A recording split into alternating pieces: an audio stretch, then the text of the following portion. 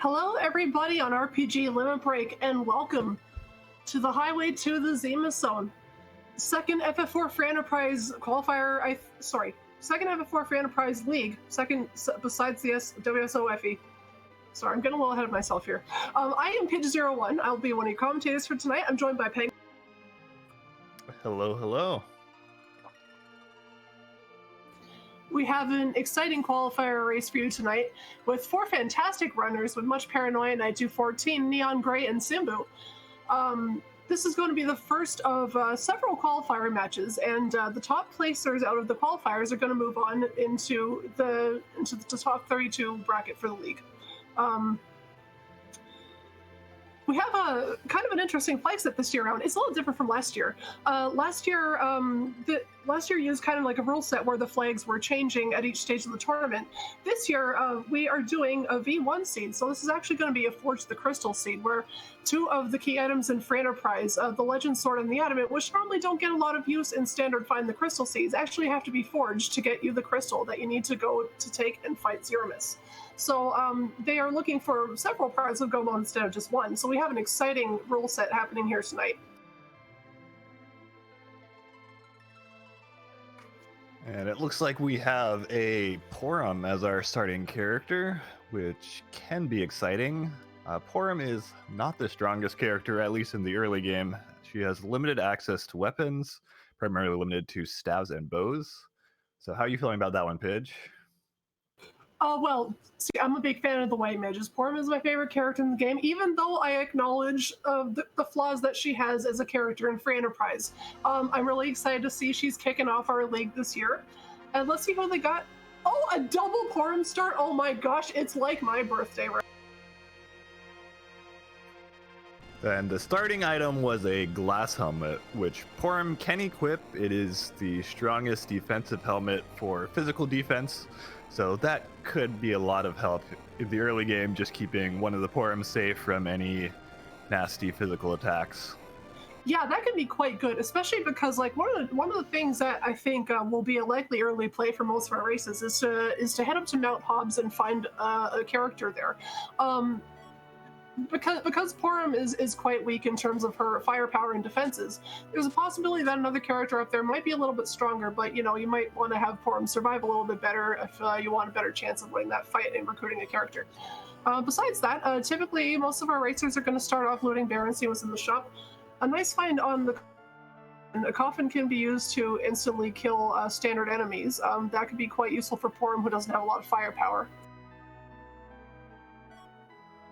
So worth noting, all four of our runners have opted to head directly into Baron to do some looting. There's very efficient treasure checks, just doing kind of a loop around and picking up the treasures in the inn and in the bushes in the back. Then they can also check the Baron shop if they want and see if there's anything worth buying. And as you mentioned, I think there's one coffin on the ground. There's also coffins in the shops. They can be a little bit expensive at the start, so we may or may not actually see our runners buy extra of those.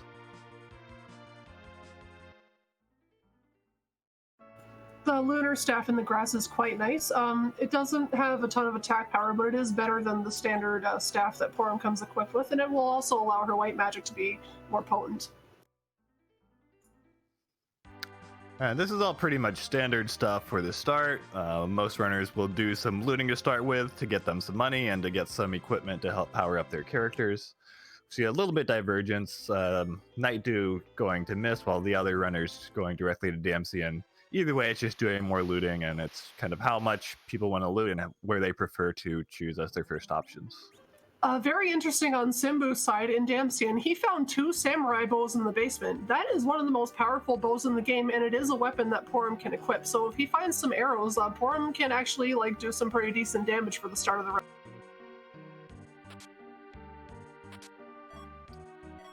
See some question in chat. I think we neglected to kind of introduce Free Enterprise itself.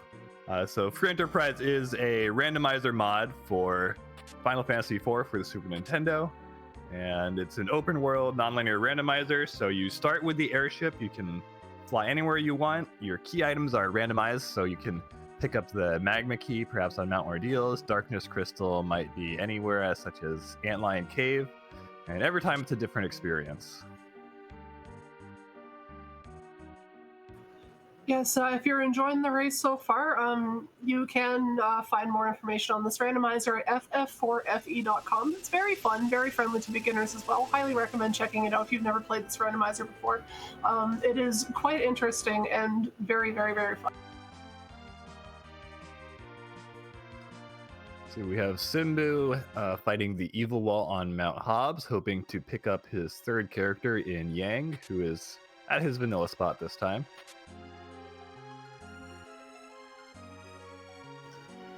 Evil wall with a double Porum party can be quite scary, as that's something of it's a timed fight. If you don't kill it before it gets close enough to you, as you see evil wall advances a little bit every one of its turns, then it starts using one-hit KO moves on you. The third character that Simbu found is Yang. Yang is kind of an interesting character, as his attack power is based mostly on what level he is rather than what he has equipped. So at the start of a seed, Yang can be quite difficult to use, but later on he becomes very, very useful. And Simbu clutches it out. He pulls out the fight. Unfortunately, Yang is not going to get any experience from that, which is not something you really want to see with Yang. You want to get as many levels as possible. But he takes out the evil wall and gets his third party member. So Neon doing that same fight, they'll be a little bit safer with their characters in the back row here and making use of that twin command with the two Porums. Normally that'd be Palamon Porum in vanilla Final Fantasy IV, but in this randomizer, any two twins can use that twin command.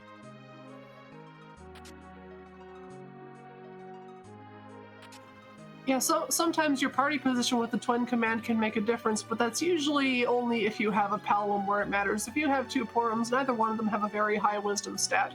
So the twin magic is gonna just do what two little white mages can do. We now also see a couple other runners. Paranoia, the first one into Antlion Cave. The boss there looks to be Bahamut. Usually not too tough. You can use Star Veils to put up a wall to reflect the Mega Nuke back at Bahamut, and that is the only attack Bahamut uses. So if Star Veils have been picked up, then it should be a free fight, although none are in Paranoia's inventory, so they will have to hope to finish off Bahamut before they get Mega Nuked.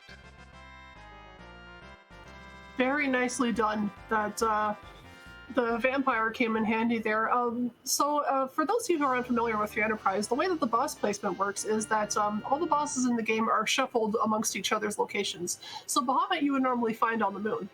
That is a very nice find of a darkness crystal. The darkness crystal will allow MuchParanoia to go to the moon, where Bahamut would normally be, where there are very many bosses to be found up there that are possible locations for the key items that we need to find for progression.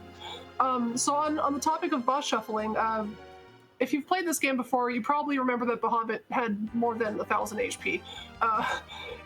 When boss is shuffled to a different slot, for example, Antlion in Antlion Cave, Antlion only had 1,000 HP in the original game, and so when Bahamut is put there, Bahamut retains the script that he had in the original game, but inherits all of Antlion's stats. So you see a lot of interesting strategies come from just how the shuffle logic works.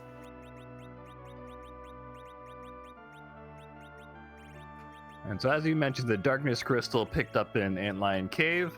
It's probably a little bit too early to challenge the bosses on the moon as they have much higher stats.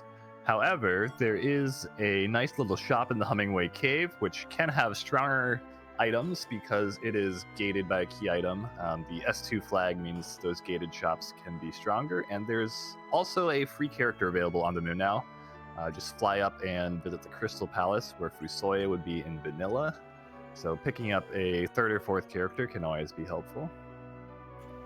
Oh, that's right. Now that you mention it, I believe the CX flag is turned on, which means that the two characters, Edge and Fusoya, who have much higher stats when they're recruited to your party, are going to be a little bit harder to find. So being behind the Darkness Crystal, I think it's a possibility. They're typically they wouldn't show up on Mount Hobbs or something like start of the game. Got to work a little to find them. But Darkness Crystal could prove to be very useful. We'll see who's up there. Hopefully add a little firepower to this team.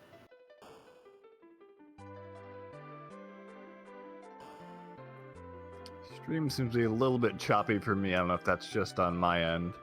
It looks like Simbu finished up his Bahamut fight in Antlion Cave, so he also has his Darkness Crystal. Meanwhile, Night Dew picked up his Yang from Mount Hobbs, and Neon Grey about to take on Bahamut herself. Another important thing to note about the Darkness Crystal is that what I was mentioning earlier about what's considered Go mode in this game, typically the goal of Free Enterprise is to find the crystal, which in the original Final Fantasy IV game is what Cecil has to use to transform Zeromus into a form that he can attack. The crystal is shuffled with all the rest of the key items in the game, like the Twin Harp, the Darkness Crystal, the Earth Crystal. All of their locations are mixed up, and the quests that you can do when you retrieve them are then opened up when you find them. The Darkness Crystal is one of two ways that we can access Zeromus. We can either use the Darkness Crystal to go to the moon and walk all the way down the lunar subterrane, or we can find the item that's called the Pass, which unlocks what's normally the bar in Toroya, which has been transformed into a pathway directly to Zeromus if that is found in a key item slot. So the Darkness Crystal not only will allow them to go to the moon where much stronger bosses are that they'll likely want to be doing later, it also allows them to get to the final boss, which is one of the several pieces of Go mode they need to find to complete the seed. Alright, and Simbu is now in Fabul Castle, which is the other of our two typical first two key item checks. The HP total is a bit higher on this spot as compared to Antlion Cave, and the boss here, Asura, can be kind of difficult. She will cycle through Cure 3, Cure 4, and Life, and cure herself repeatedly. However, if you are able to put a wall on her, then the cures will reflect onto your own party. But that requires, again, having that Starville item, which looks like Simbu is bypassing, and he instead is doing a strategy where he keeps Asura locked into the gray face, which signifies that she will cast Life 1 on her turn. So in this way, Simbu's avoiding any cures, so he should be able to work through with just a few of these twin commands. That's an excellent strategy. The twin magics from Porum, despite not having very high wisdom stat, is doing very good work on Asura.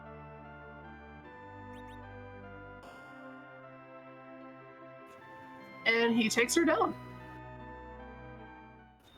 So Fabul is one of the places where our runners can retrieve a key item. So we'll have to see what Simbu gets here.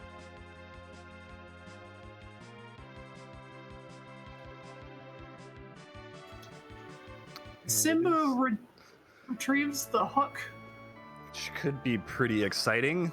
There are two ways to get to the underground in Free Enterprise. One is via the Magma Key, which lets you directly fly down through the mountain above Agert.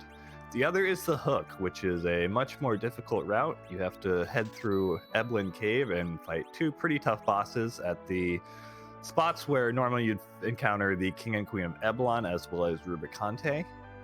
So if there is no way to find the Magma Key before getting underground, then we could be in for a rather difficult seed, and we could be in for some exciting fights. So Neon Grey went up to the moon pretty fast to check what's up there, and they found Hourglass 1 in the Hummingway shop, which is a pretty good item. Hourglass 1, Hourglass items cast stop on some bosses. Like any boss that doesn't have the boss bit set is susceptible to it. They just will not attack you for the duration of the Hourglass 1 item. The Hourglass 1 is the cheapest one and the best bang for your buck of Hourglass 1, 2, and 3. It's the least expensive. It lasts quite long, not as long as the other ones, but usually long enough to get through the fight. Alright, and now we're getting a peek at the moon character for Neon Grey. And as Pidge said, it could be either Edge or Fusoya in this spot, but this time it's just going to be Sid. So not a bad pickup early game. He does have a high HP total, and he can do decent damage either with bows or with his hammers or axes. And I'm not sure if we saw any axes picked up yet. I didn't see any. I'm not sure if anybody in chat saw any. But yeah, as Penguinator was saying, Sid can be a quite useful character to have in the early game. He has decent starting HP and fairly good attack power. The problem with him is that, like, as the game goes on, he becomes much more outclassed by the other fighters in Free Enterprise.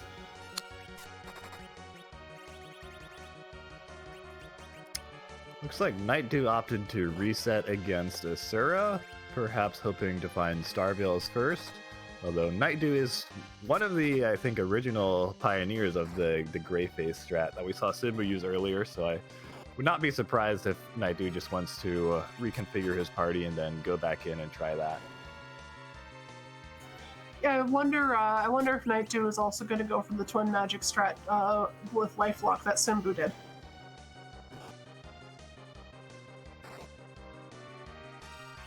Very well could be, because he's headed back in.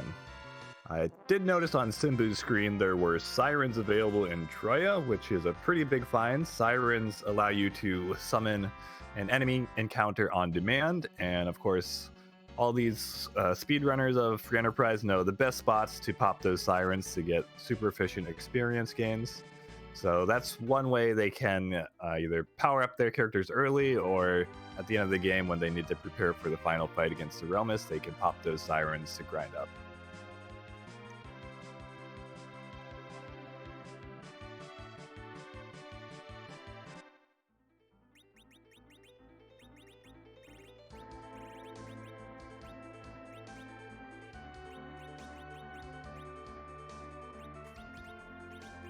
So yes, looks like Nightdew did go for that gray face strat, mixing in twin commands, attacks, as well as some of those attack items like the Boreas. And as long as you hit Asura while she's casting Life 1, then she should maintain that gray face and the Life 1 spell only. That is a fantastic strat for that fight when you don't have access to Reflect.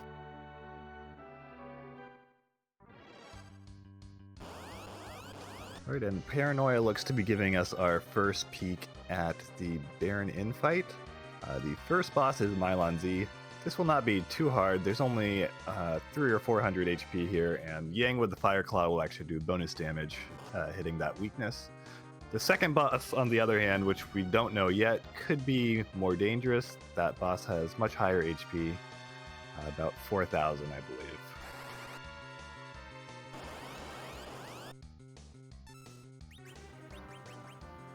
So the Baron guards that MuchParanoia is fighting, this is actually one of the bosses that does not have the boss bit set.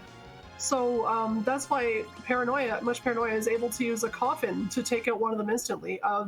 As far as they are considered, they are just regular enemies. However, their attack power is still quite high for the level that our races are at, so that could be a little bit difficult. Yeah, looks like could not get the second coffin off before Yang went down. One way to get around that would be to pop an hourglass if they have any. Hourglasses will stop all enemies, so prevent them from making any further attacks. The other possibility is just to improve their party's defense, such as with that glass helm we got earlier, or by using the back row more.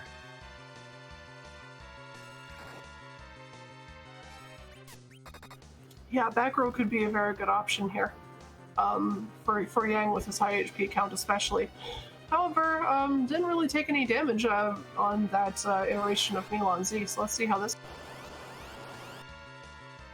Yeah, I think Porum was already dead from Mylon Z the first time, so having the extra character could make the difference. That's right, and like you were saying about hourglasses being very effective here, we do know from Neon Grey that hourglasses are on the moon. If you cast these on the Baron guards, they cannot move. They just stop attacking you and they don't counter any of your hits. But that doesn't matter for MuchParanoia because he was able to get 2 coffins out that time. And the Baronin is another key item shuffled slot, and he gets the pan. The pan in the original game is what you hit Yang with when he's recovering in the Sylph Cave, and you retrieve the Sylph summon for Rydia from doing that, as well as an extra key item from Sheila. So once our runners get underground, MuchParanoia can use that to get quite a few key items in short succession. So Neon Grey fighting Asura, a little bit different strat than what we saw with the other runners. Neon does have those Starveils, so popped 2 Starveils in order to reflect 1 onto Asura. So now all of her cures actually get reflected onto Neon's party. So Neon doesn't have to worry about timing and can just keep attacking and eventually do enough damage to defeat the boss. That's pretty awesome. We got to see both of the kind of key strats that you can use against Asura, depending on if you have reflects or.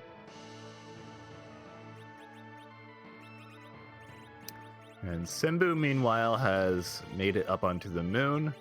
He has popped into Bahamut Cave and popped a siren in order to do a little bit of fighting for experience. The warlocks here give very high experience. As you can see, almost 50,000 from that fight. And he was trying to toss lives at the enemies as they died. That is using the life glitch, where an enemy gets revived with 0 health when you throw a life at it. So it basically instantly dies again and gives you twice the normal experience. That is a really great play from Simbu. Typically, most runners will opt not to go to the moon very early on in the seed, because as you're seeing, like, the enemies up here are quite powerful, and even doing a random encounter up here, sometimes you have a hard time surviving even that first turn.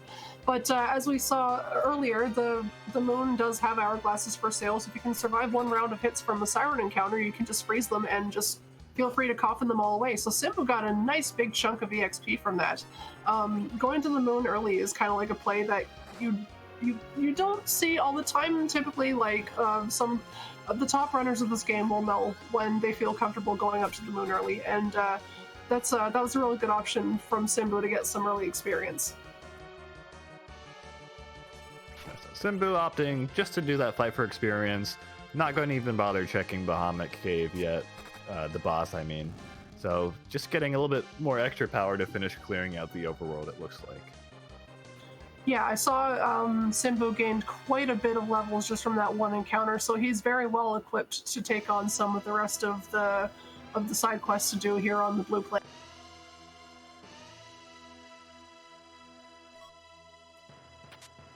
So Nightdew has started to journey into the Eblan cave. There's an item shop in there which can have pretty good value. Looks like Cure 3s were the big buy there. Very powerful curing item, can cure over 1,000 HP to your characters. And there's some chests that we can pick up here, although Nightdew looks to be avoiding that trapped Staleman chest for now.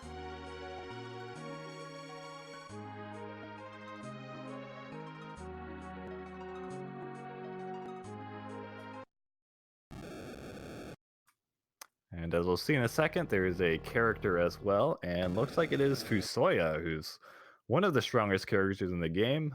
He starts out at level 50. He is nerfed a little bit on these settings of free enterprise. He gains power as you defeat bosses. So he starts out with only a few spells and gains 3 spells with every boss you defeat, as well as 100 HP until he gets up to his base HP of 1900. But he can obtain all spells in the game, and as soon as he gets some of those powerful black magic spells like Quake or Nuke, then he can really tear through bosses rather quickly.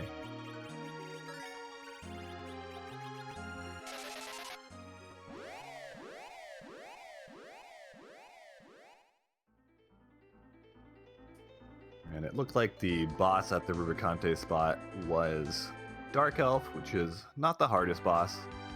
But Nightdew not feeling like it's time to check that out just yet, so going back to clear out some of the other spots. I believe he still has Baron Inn to clear out, as well as Mount Ordeals.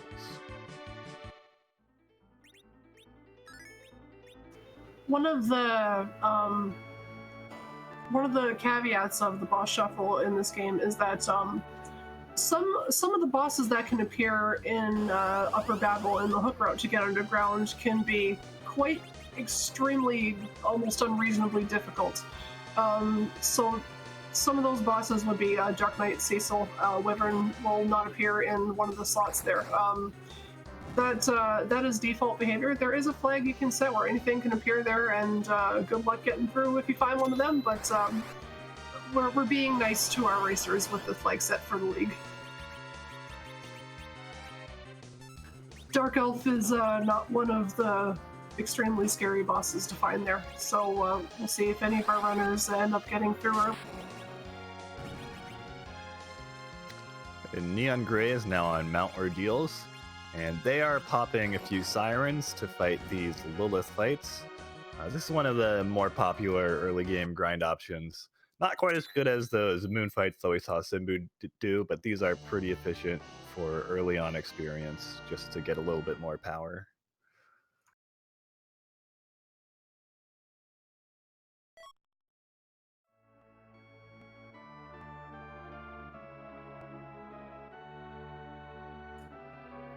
And Simbu, hot on Neon's heels up Mount Ordeals, so get a quick look at the boss in just a second. First boss looks to be an essentially free boss in the form of the King and Queen of Eblan.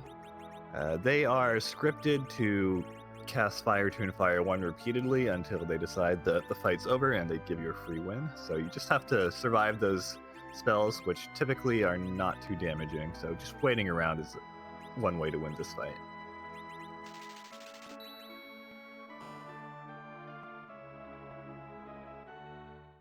King Eblan really wants to bring us all down to the Hades.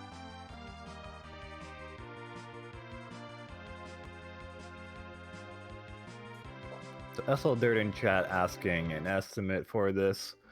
Being that it is a randomizer, there is quite a bit of variance. I would say a good time for these settings, it tends to run towards 2 hours. We may go a little bit over 2 hours for this race to have everyone finish. I'd say 2.5 is a rough estimate. Yeah, especially because the Forge the Crystal flag is set, in which the runners will have to find both the legend and the adamant in the key item pool instead of just the crystal.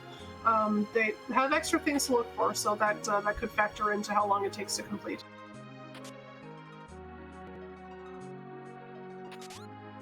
Neon and Simbu nearly in sync on this King and Queen fight. Meanwhile, our top two runners are in Eblan Cave. Paranoia on the left has found that trapped Staleman chest fight. There's good amount of experience here. They are vulnerable to hourglasses. You can stop them. However, these particular enemies cannot be coffined for the instant death, so you do have to defeat them the old-fashioned way. And because it is a trap chest, then you do get a rare piece of equipment or a rare item from defeating them. That's quite an unfortunate white to the Staleman chest. They can be quite difficult to take down if you don't have anything that they're specifically weak to. Yeah, it looked like Paranoia did not have the hourglasses, which we saw Nightdew just use on that Staleman. So Nightdew should be able to get through this fight, no problem, now that the Stalemen are stopped.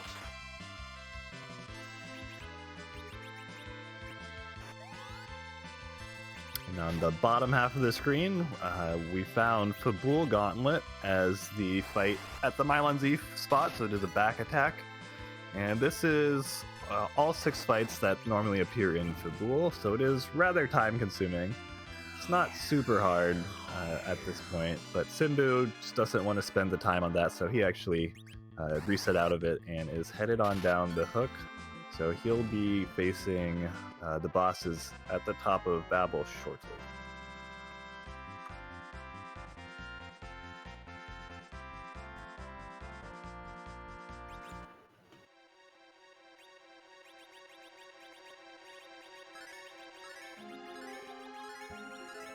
MuchParanoia heading back to pick up the Cane Man.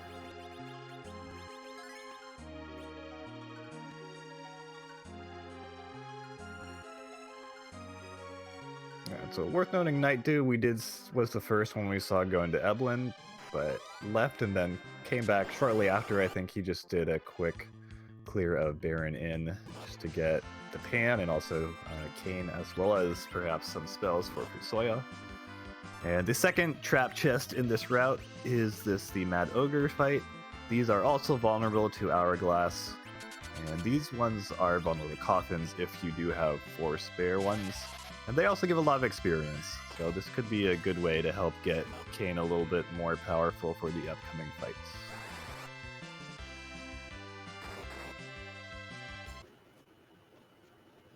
So, correct me if I'm wrong, are the Mad Ogres weak to Elven Bow? They are weak to Elven Bow because they count as both mages and giants.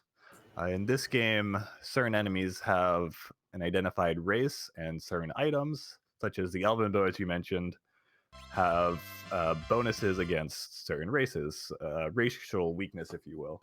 So the Elven Bow does bonus damage to mages, such as these Mad Ogres, which is quadruple damage. So it's one of the most important ways to get extra damage is to exploit weaknesses like that in Free Enterprise. I did see that some of the chests in Eblan had both an Elven Bow and mute arrows. So I was just, I wonder if anybody's going to go for that on this chest.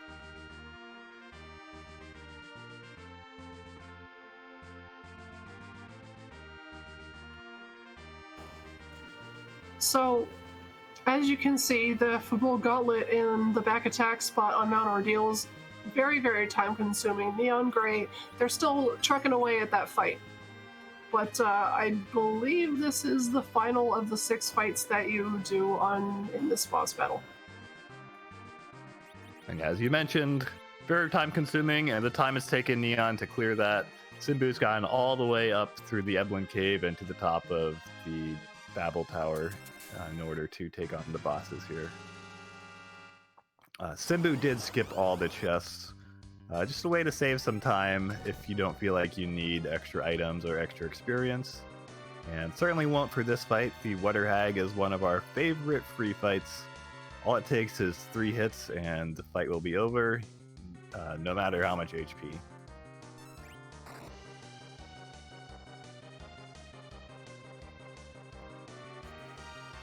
Neon Grey taking a save before doing the final part of Mount Ordeal, because you never know if you're going to find Wyvern in there. Yeah, I can never blame someone for saving after the Fabul Gauntlet, because if you wipe after that, then you're sitting back through that 5-6 minute fight again, and no one wants to deal with that. And Neon Grey is rewarded with a Sand Ruby, as Mount Ordeals is one of the places that grants a key item to you. Did anybody check who was on the bed? I know I saw at least one runner go into Kaipo, but I do not recall who was in the bed there. See, looks like Tella, according to Twitch chat. Oh, I see. Sometimes going to grab a character with a Sand Ruby can be quite good. Tella is one of, I guess, the lower ranked characters in the game. His stack growth is not very good. He doesn't learn all the spells that Fusoya does. However, on the other hand, because Neon Grey has cleared Mount Ordeals, their Tella is going to have a complete list of spells that he can learn in the game. And some of his spells, like Weak and like the Cure Magic, can be quite useful early game, so we'll see if anybody goes for it. And one thing worth noting, because Neon has cleared out Mount Ordeals and has the Darkness Crystal, that Tella will have this weak spell, which opens one possibility of heading up the Giant of Babel and doing the D-Machine grind fight in order to get lots of experience and potentially set up for basically an endgame party already and open up the moon as a potential option. That is very true. As our runners found the Darkness Crystal very early, like Penguinator was saying before, one of the options that they have is to go to the Giant of Babel. And like we were mentioning earlier with how the Sirens are used to grab some efficient experience points, the best places to use the Sirens are either underground versus eggs that don't attack you for the first turn, or on the moon where you'll have to fight some dragons that can be quite painful to take on at this level. However, another option is the D-Machine grind, which uses a step count manipulation and does not use any Sirens, which is from the speedruns of Final Fantasy IV. That is another option that is open to us. It requires the use of the Weak spell, which Neon Grey does have because they completed Mount Ordeals.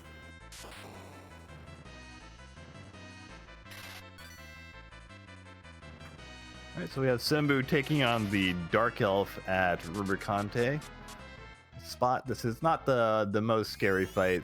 As you can see, the spells here are not too damaging, doing about 40 per turn.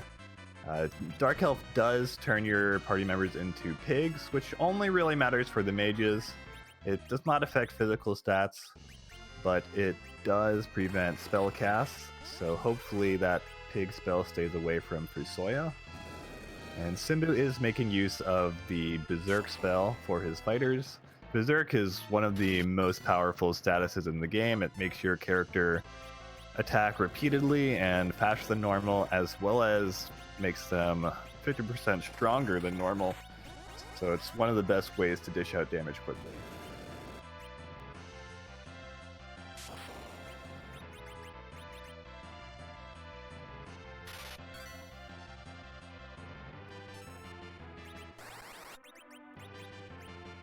And nearly a full pig party now. Simbu trying to recover. This is not something you see every Dark Elf fight, but it is a danger when you get all your party members pigged and you have no good way to cure up. So I believe I saw Neon Gray head to Kaipo and check the bed and opted not to take Tella, so I wonder if they just decided to bail on taking him completely or wants to save him for later in case of a D-Machine grind. Possibly not, because we do have know this underground Kane access. is still waiting for them in Baron Inn, so if they don't want that Tella, then it's at least a time save just to ignore him and come here instead. That is true. I guess D-Machine is less appealing. Paranoia has managed to take out that Asura in Pabul, so now also has their hook. So we could see them following the others up Babel as well.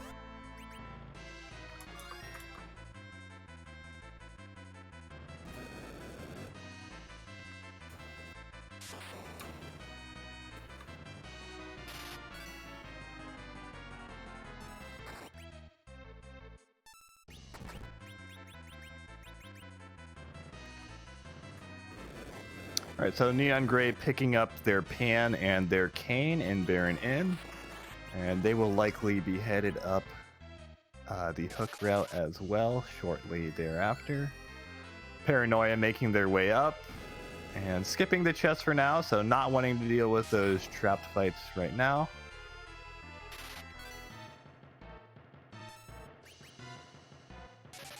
Simbu's still struggling through that Dark Elf fight. Looks like everyone's been unpigged for now. Kane's still pigged and dead, unfortunately.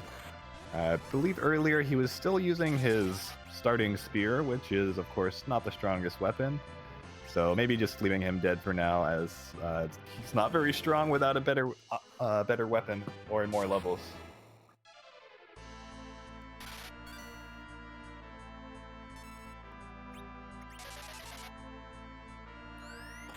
Looks like Paranoia did find that Stalemate fight. I guess they did find it earlier, and looks like they came back better prepared. They've got some hourglasses to take care of the fight.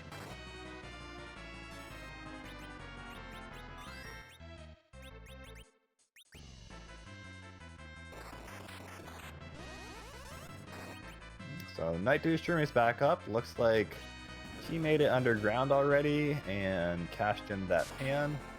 So picking up an Excalibur and a Spoon from Sheila. Now Excalibur is one of the best weapons in the game, but only Paladin Cecil can use it. So that is a potentially very powerful item if Cecil does show up. If we don't find Cecil, then I suppose if we find Edge, he can toss it for a good chunk of damage, but both of those situations are contingent on finding either one of those characters.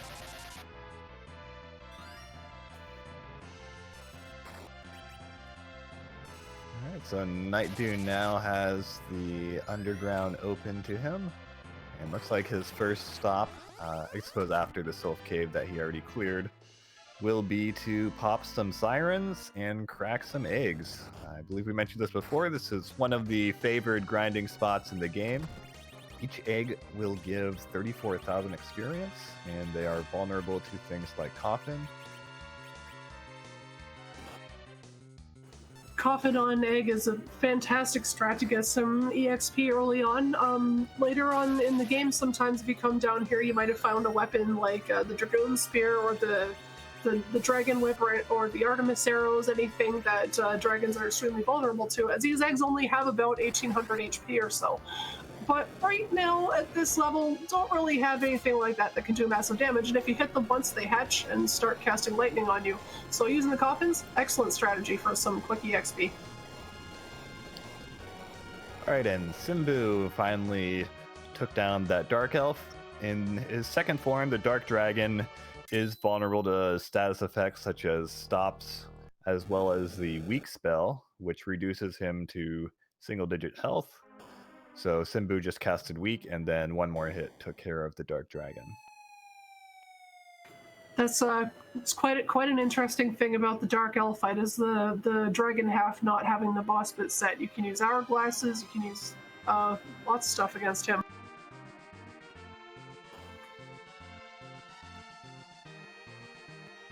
And I'm getting reports that the Sylph item for hitting Yang with the pan was the Adamant, which is, of course, a very important item to find, as it is half of forging the crystal, which is required in order to finish the game. That's a huge find. Like we were mentioning earlier, if you're new to Free Enterprise, typically what happens when you find the Adamant in the Legend in the original game is you take them to the smith shop in the underground, the southeast corner of the underground. And what happens there is you take the Legend sword and the Adamant to the blacksmith, and he will forge the Excalibur for you. In this mode, the V1 flag, instead of getting the Excalibur, you get the crystal that is required to transform Zeromus into a form that you can attack, which is the final boss of the game, of course. And the Excalibur instead is thrown elsewhere into the key item shuffle.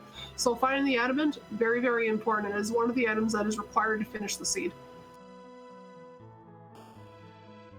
Now, given that the pan was available at Baron Inn, which is a pretty standard check, and of course, once you get underground, pan is probably the most efficient and one of the favored checks. Pretty much every runner will be heading there shortly after getting underground, so unlikely that anybody misses that. So that is one thing that will probably reduce variance for now. Finding the pan in needs flags is quite nice because what happens with the key items here is when you first find Yang in the Silk Cave, even if you don't have the pan, you can talk to him and then go back up to Earth to talk to his wife Sheila, and she'll give you a key item for finding him. If you see him and smack him with the pan at the same time, she'll give you two, as in the original game, if you hit him with the pan, she gives you the spoon, which is a key item. Here, she'll give you a randomized key item.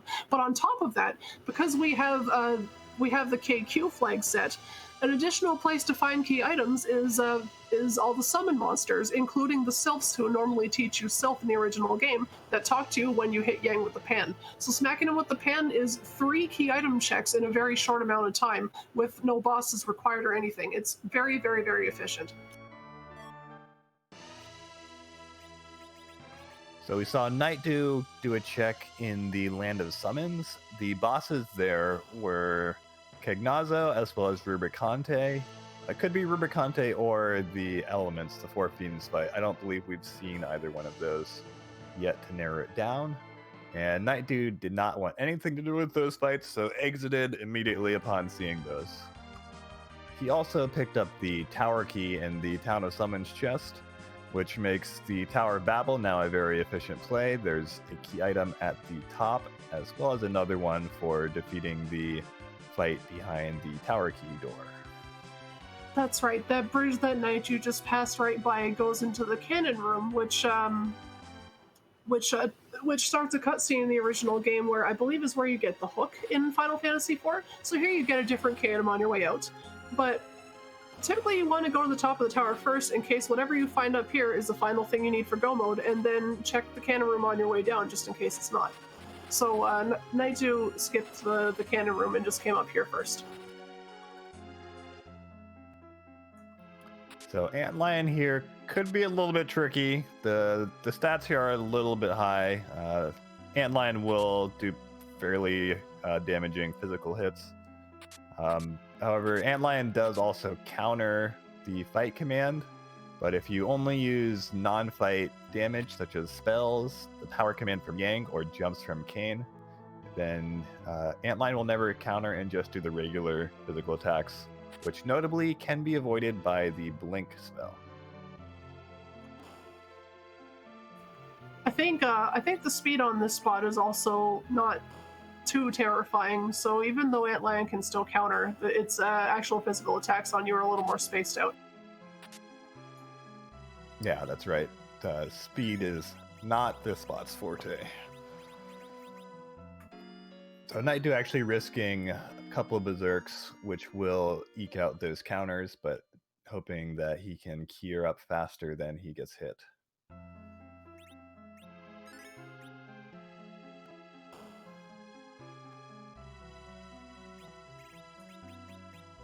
I'm not sure what weapon Knight Do picked up for Kane. It looks like either a Blizzard or a White Spear. It's doing pretty good damage here, 1,000 per hit. I guess at that, I guess a Blizzard Spear. It's kind of hard to tell from the sprite. I would guess it's a Blizzard Spear just because of the treasure of flag that we have set. Unless you got a White Spear on the trap chest or something. Alright, and the key item from the top of the tower fight was the Baron key, which of course opens the Baron Castle, which itself has 2 checks. There's one at the King's Throne at the top, and there's one in the basement as well, where Odin would normally be lurking.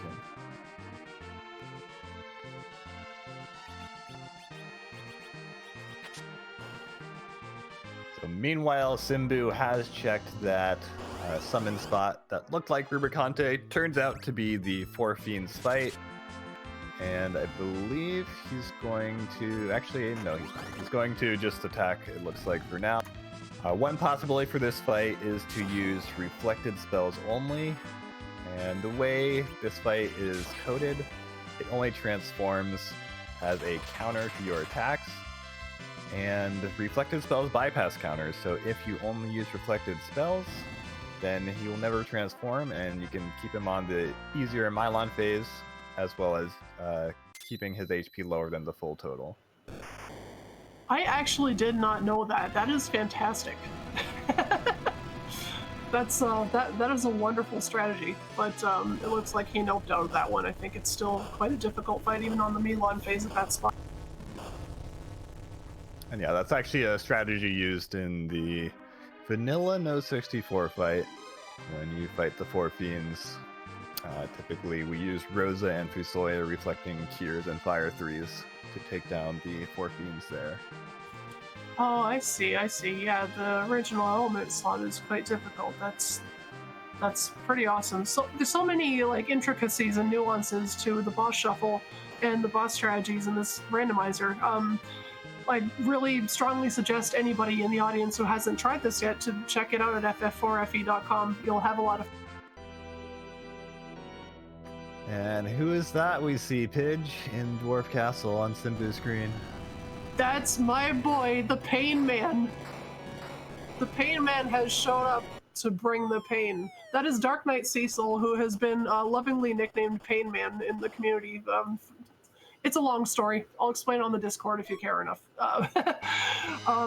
What you typically have to do in this fight, because Dark Knight Cecil's script will, he will just automatically remove himself for the fight after he attacks you 3 times, as long as you don't attack him.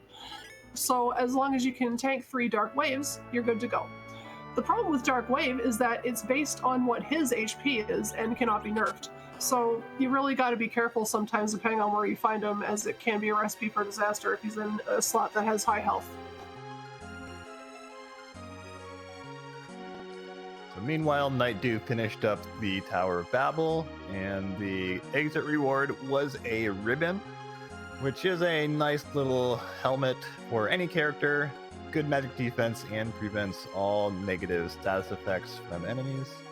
So it can be very helpful to have that on really any character, but especially your mages who can potentially run into trouble against certain enemy attacks.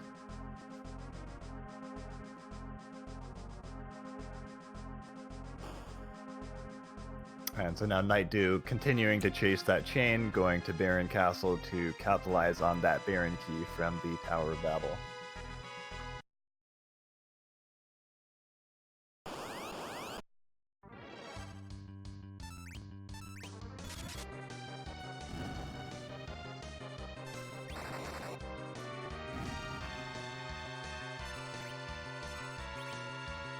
The second fight in the Dwarf Castle is an almost vanilla Calbrena or Dolls fight. As you may know, if you kill all the orange ones or all the blue dolls, then the remaining dolls will combine into the giant Calbrena big doll, but we try to avoid that. If you kill them all at the same time, then you can avoid that second phase entirely. The gray dolls are also susceptible to Hourglass. If you opt to use one against Calbrena, then they won't transform for as long as the Hourglass is active. The orange dolls are not, though, so they will still attack you even if you cast an Hourglass.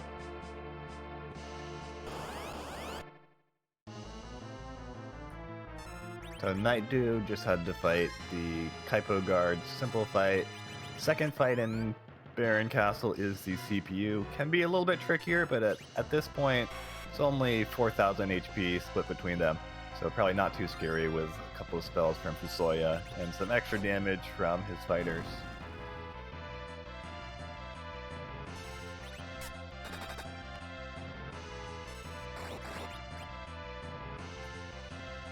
Power shirt for finishing the Dwarf Castle. And that is a nice boost for any fighter. It's plus 15 strength, which gives a pretty good boost to any physical damage.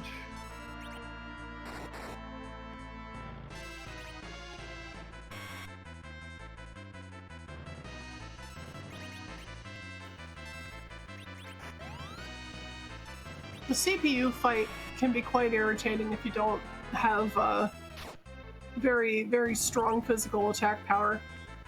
Or even sometimes if you only have one physical attacker. But luckily it's in a slot where the HP is not too high and you don't have to worry too much about it. Because with CPU, if you take out the two smaller orbs, then it will cast an attack that is essentially an insta-death on one character. It will cast it twice and then revive them. So CPU casts Wall in itself, so you can't use single target magic on it. And if you try to use area target magic, then it'll destroy the two smaller orbs, and then you're just asking for a bad time. But Knight Dew didn't have too much trouble taking them out. So character in the Baron Castle is a second Yang. Unfortunately, Knight Dew not taking that second Yang. I would have liked to see that rather than a double Forum personally. Yang is one of the best characters in the game, in my opinion. I'd even say second best, actually. I'm a big fan of Yang. He is incredibly useful in the end game when you get him to a very high level, especially because he doesn't rely too much on equipment. He is one of those characters that, like, even if you don't have the greatest luck on what you find, he'll still be extremely useful.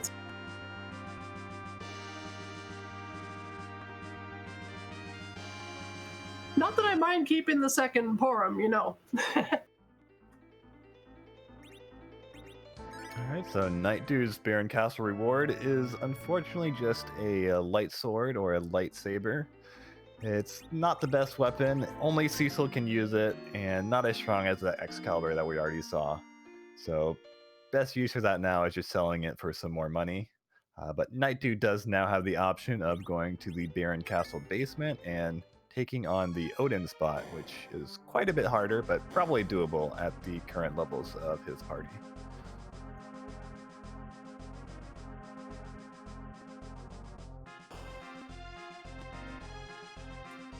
Yes, the Odin fight can be quite scary to do, sometimes if you do it immediately after Baron Castle. It is, I believe, weaker in most respects than the rest of the summon monster fights, so sometimes depending on what you find at the slot, it can be a good idea to take it on early, especially once you've unlocked Baron Castle and can just walk right back in. Yeah, the health isn't too high at Odin's spot. I think only 20,000, which is I mean, still pretty high, but compared to some of the, like you're saying, the other summon spots, I'm always surprised how quickly the fight finishes. Yeah, I am as well. Baigen is not an easy boss by any means, and at some of these higher stat spots like this one, he can hit quite hard. Yes, very useful skill to use on Baigen is Quake, like, but, you know, if you don't have Quake, then that can be kind of tough. His two arms attack separately from his main body, and if his arms stay alive long enough, then he starts casting fast.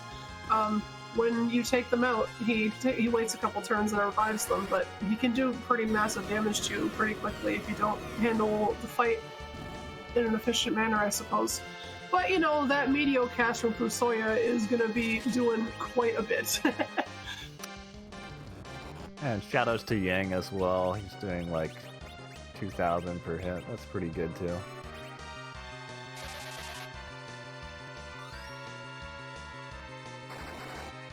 So meanwhile, Simbu is now up in the Tower of Babel, taking care of his antlion fight.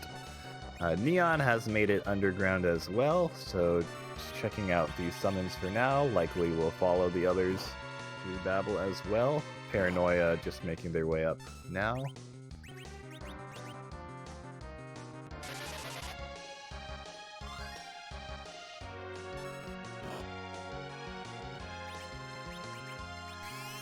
So you might have forgotten, we actually do have the Darkness Crystal for all our runners already from way earlier, so it'll be interesting to see when the runners decide to make that play up onto the moon.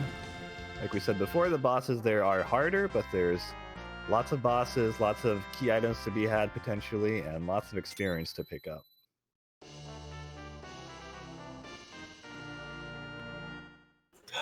Oh, and Night Dew finds the Legend Sword. That is the other half of Go mode.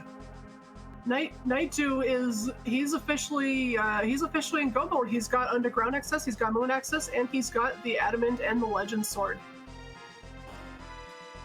So yeah, just perfect timing to prove me wrong. Moon is not required at all this game, except as the way to walk to Zeromus. So Night Dew very happy to have followed that chain and picked that up early. So we should just see him doing some grinding.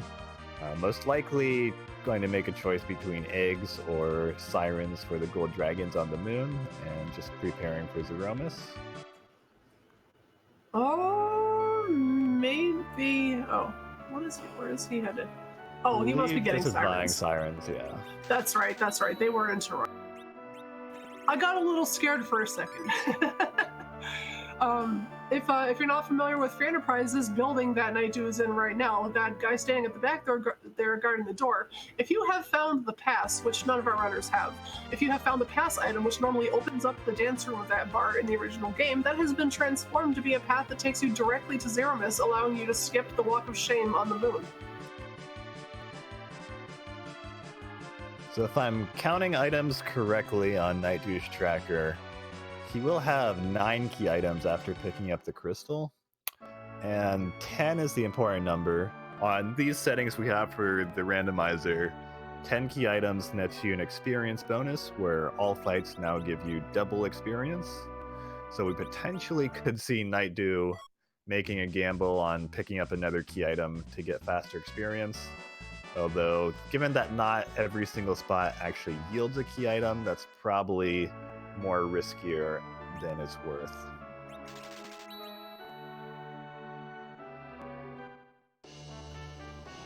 Another thing to note is that the shop that opens up after you trade in the Legend and the Adamant breaks. It ignores whatever shop flag you have set, I believe, and it is a tier 4 shop, meaning it can have the best armor possibly. It will just get a couple of things, but it could have some really good stuff. Today it didn't really have anything special, but you can find things like ribbons there occasionally. So Night Dew beelining for that lunar whale. So most likely we'll be popping those sirens on the moon. There are certain floors of the lunar subterrane which we know will give a double gold dragon fight. And you can use that life glitch we talked about earlier to revive one of the dies to get an extra count of experience, and I'll give 90,000 in total for each instance of that fight. And combined with Fusoya using weak, then that's a pretty quick and efficient way to pick up experience.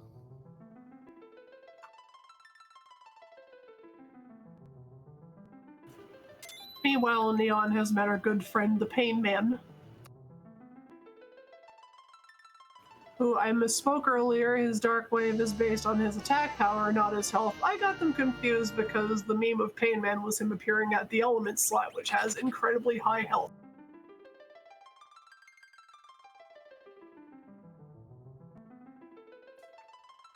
So Simbu has now meandered on into Baron Castle, so he will likely pick up Go mode in a couple minutes as well, assuming he does commit to that Odin spot.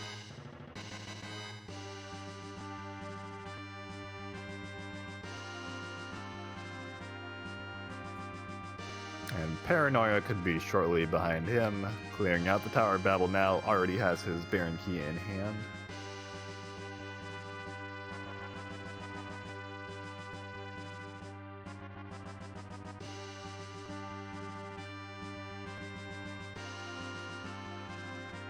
Neon opted to take Cecil in the Pain Man duel. They ended up taking him into their party. Yeah, certainly not a bad choice, given the Excalibur we saw earlier. That's right. I don't think Neon has turned in the pen yet, as the spoon was one of the items that Sheila gives you, but the other item that Sheila gives you is the Excalibur, so they're in for a good time if they make that.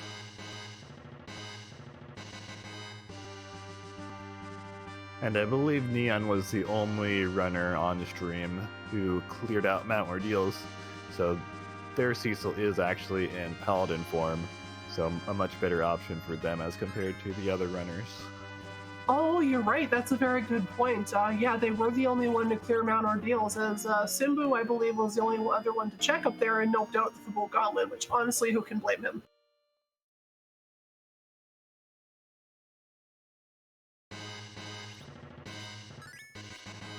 I do like Nightdew's decision, if he's gonna check some of these bosses down here. This is very close to Zeromus. They do give decent XP, and this slot in particular here, the D-Lunars, gives quite a lot of EXP in his two cans. Oh, it's Golbez, though.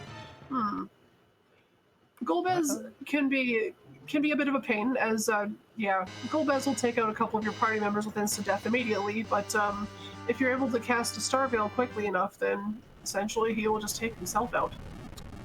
Yeah, it'd be doable, but it'd be rather slow, because Golbez has this long monologue before the fight even really starts.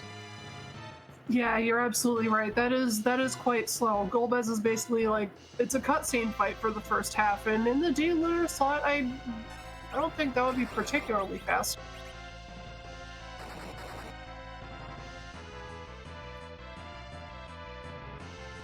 Luge at the Plague spot. This won't be too bad. The health is lower here, but also the experience is quite a bit lower, so mainly just hoping for another key item here is my guess. Unfortunately, it looks like Yang does not have a Thunderclaw, which does do quadruple damage to Balnab, as well as the second form of Luge, as it does do quadruple damage against the robots. Luge also is a little bit of a cutscene fight, but nowhere near as egregious as Golbez.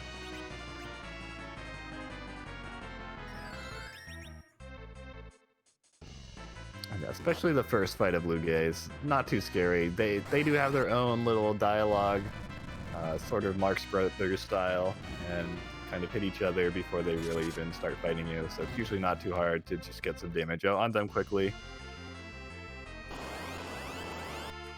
Getting a nice cleanup before they transform into Balnab Z. If you do kill just Balnab first, then you run the risk of Dr. Luge turning into his Balnab Z form, which is kind of dangerous, but Nightdew nicely took care of them at roughly the same time to avoid that.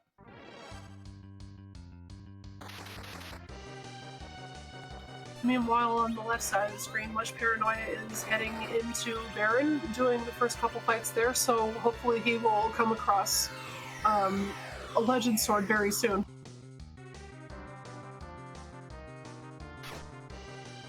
Speaking of which, Simbu is in that Baigen fight, which is the fight guarding the Legend Sword.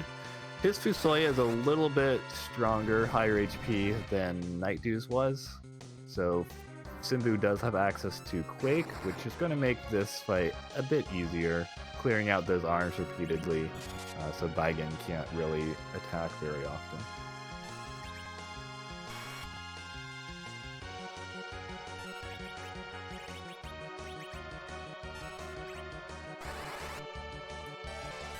Yeah, speaking of Fu spells, as Supremacy notes, Nightdew will also earn the last round of spells by clearing out this fight. Not necessarily essential, but if he's hoping for Nuke, that may be key to his strategy. And as I say it, there it is, picking up Nuke as well as Life 2 and White, the strongest spells in the game.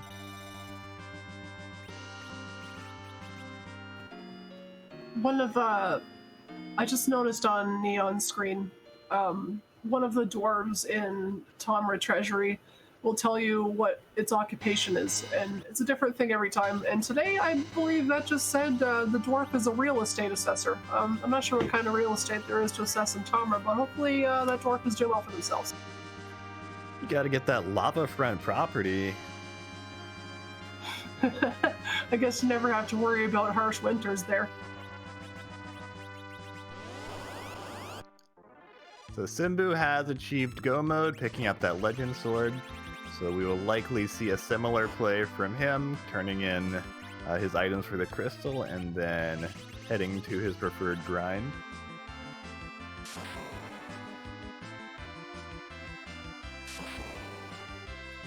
Speaking of grinding, Nightdew has started his up with those sirens, fighting those, as we call them, gold dragons or king Ryus. They have about 9,000 HP each. The weak spell will reduce them to single-digit health, so one hit from death. So using that on each one allows you to kill them easily in turn. They can also be stopped with hourglasses if you want to stay safe from their attacks and spells. Neon just picked up their Excalibur. That is going to be an instant equip onto the Pain Lad here. He gets that Excalibur. That is his second best weapon. As Neon was the only one to take Cecil into their party, it's going to be doing quite a lot of damage going from here on.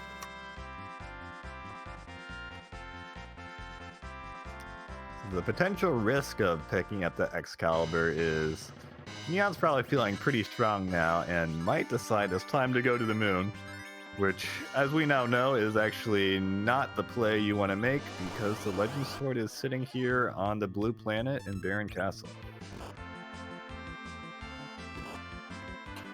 You're absolutely right. I hadn't considered that. I wonder what Neon will decide to do with that. As Supremacy is pointing out, Pain Lad is an anagram for Paladin, and that's why the Pain Man evolves into Pain Lad.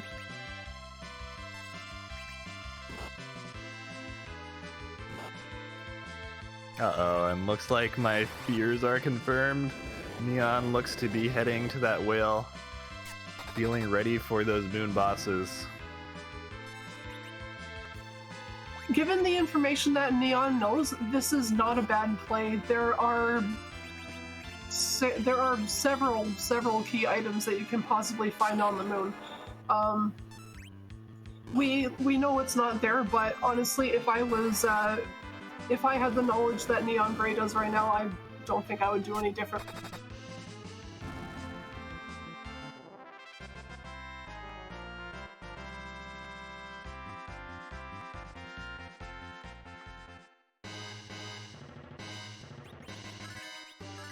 Right, so Simbu also headed up to the moon, so also going to opt for those gold dragons as its grind. Nightdew's still working away on his, probably wants a few more levels to make sure his Porums are nice and strong for the Zeromus fight. Porums, one of her major weaknesses is that she gets a rather low HP total, So you have to get a lot of levels before she can really survive Big Bang safely against Zeromus. Yeah, that's right. And around the time when she starts to get a decent HP count is when she completes her spell set, which is also quite late. The other white mage in this game, Rosa, she has a better HP growth and learns her spells much earlier. Porum will do in a pinch, but she's not the preferred white mage generally. All right, let's talk about Neon. Neon's doing some interesting fights now. Has found the Wyvern. I believe this is in Bahamut Cave. So Wyvern opens the fight by casting Mega Nuke on your whole party, and as we saw, that's usually enough to completely wipe you out. So usually you want to try to pop a Star Veil or Wall Cast quickly in order to protect your character and reflect some of that Mega Nuke damage back at Wyvern.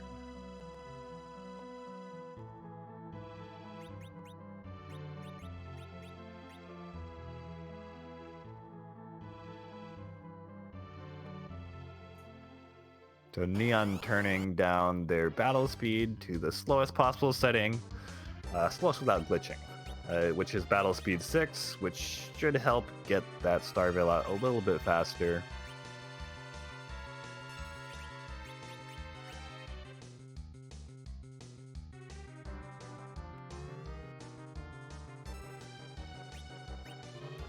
Also working in some run buffers to try to help their characters act a little faster, getting Star Veils off on at least Yang and Kane, so they'll survive the Mega Nuke.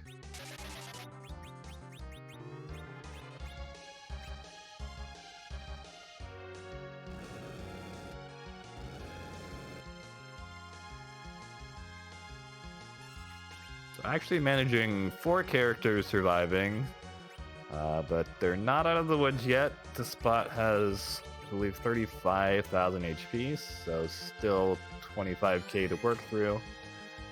So probably just going to berserk up a couple characters and try to get that damage done as quickly as possible.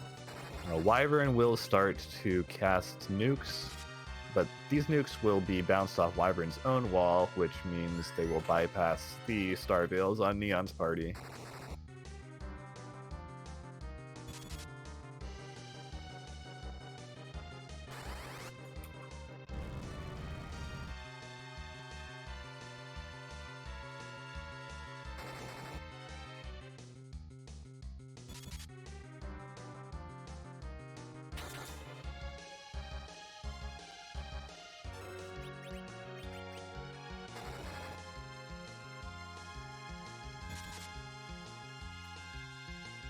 Paranoia now also in go mode, picking up their legend sword.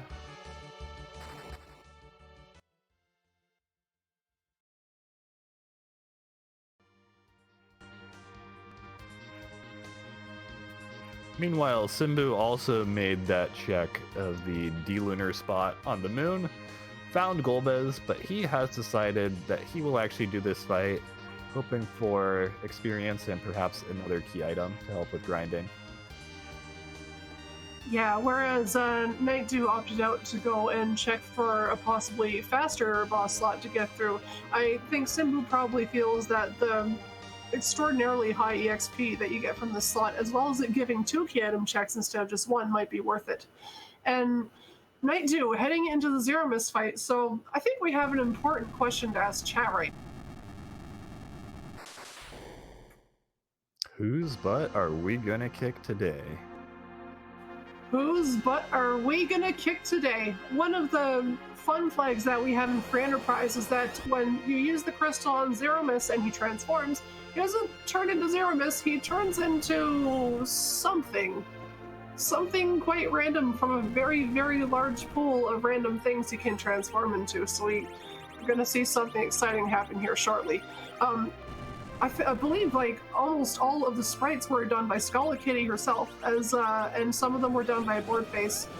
They've done extremely excellent work on the Zeromus transformations.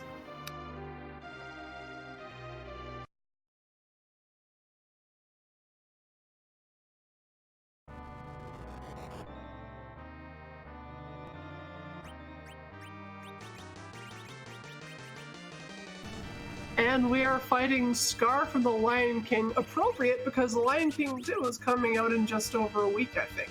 Or not Lion King 2, the Lion King... Simba.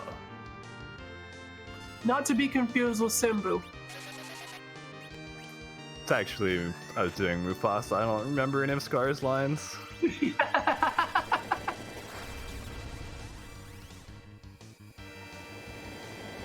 Alright, I guess we should talk about this fight a bit. So, Nightdew heavily biased towards white mages here with the 2 forums. So, looks like we're going for a Berserker strat with Yang and Kane berserking up to do damage. Unfortunately, that first Big Bang came out pretty quickly, so Nightdew having to cure up before even really getting their damage going. Yeah, and the levels do look kind of low. I don't think the Porums actually even have Cure 4 yet, so opting for Cure 3s for now. Fu as well, probably just conserving MP with the Cure 3. Yeah, that could be it, because Porum's HP is quite low. I don't see the Porums surviving an unnerfed Big Bang. And what else could be dangerous here is that if you're unfamiliar with FF4 as a speedrun and as a randomizer, one of the strategies that runners, a lot of them like to use on Zeromus is called agility anchoring, where you analyze a character's agility stat and place them in the center slot, which can manipulate how quickly you go relative to Zeromus, allowing you to get more turns in. But Fosoya I don't think he's really a great anchor. I think he has 20 agility, and that doesn't really change until he gets past level 70, and 20 is not really a great number to use as an anchor, I don't think. Yeah, not the worst, but certainly not the ideal number. Yeah, with this party, no one's, I think, really at a good, nice number. Like 28 is one of the targets we go for.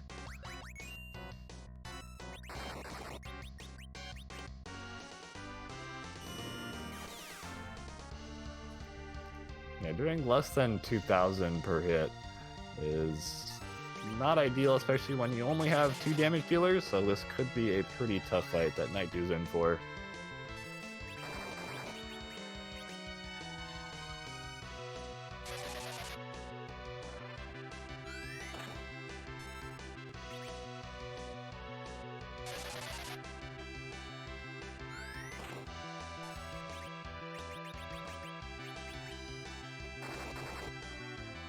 So Simbu did finish that Golbez fight. Looks like he picked up the Luca key, which does count as a key item, putting him at 10 and getting him doubled experience. So that fight paying off at least partially in that regard.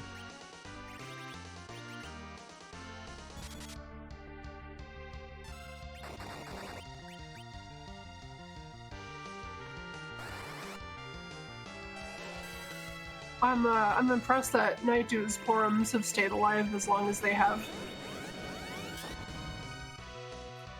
Yeah, I didn't see exactly what equipment he has. A lot of the mage gear is pretty good at protecting against Big Bangs, because magic defense does scale with your magic stats. And another trick that Nightdew is employing is nerfing some of these Big Bangs, and that's accomplished by triggering a counter nuke at just the right time. Zeromus or Scarmus in this case will counter direct spell casts as well as most items by using nuke on your party, which kind of messes up his stats a bit and sets his magic power lower than it normally would be for the next Big Bang. But the timing does get fairly tight on Big Bangs after the first one. Nightdew's doing a great job of nerfing, keeping his 2 little white mages alive with their very paltry HP count. Simbu has actually made a fantastic tutorial on agility anchoring sorry, not agility anchoring, Big Bang nerfing. I think that's a tutorial he made. I know it's a subject he's very knowledgeable about. I think both things are actually true. Simbu's done several tutorials. That is true. That is true. I was thinking about his agility anchoring one, even though I meant to say the Big Bang nerfing one, but they're both very useful in this fight.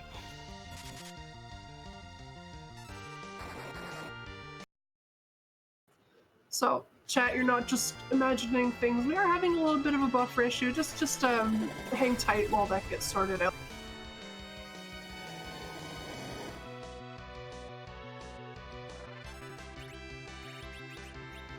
Unfortunately, Neon takes an unfortunate wipe to Golbez. That can be kind of a difficult boss to find your bearings on sometimes, and especially on the moon. Looks like Neon's actually turning encounters on.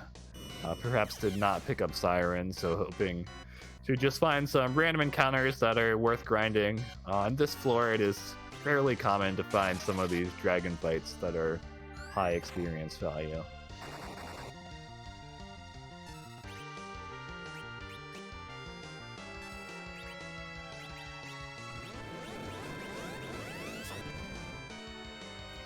So far, nobody has finished yet, so as far as we know, Night Dew could take it.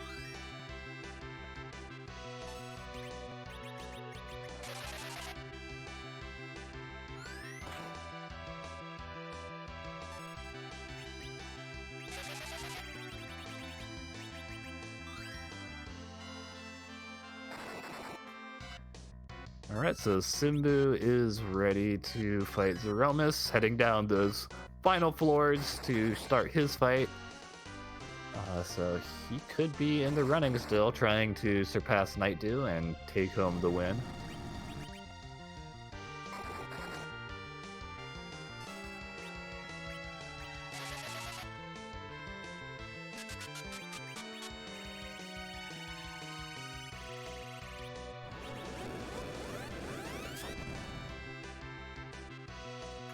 And just a reminder that although we only have 4 runners on screen, there are, I believe, 46 or 47 racers competing today. This is one of 6 qualifiers to qualify for the Highway to the Zemus Zone.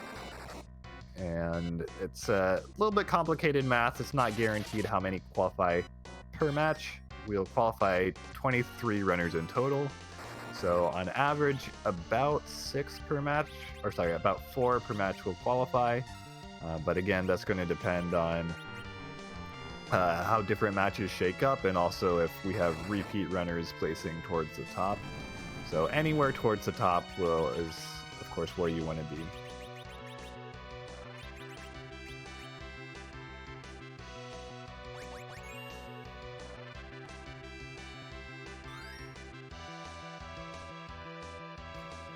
So I just saw Night Dew cast a coffin on Kane.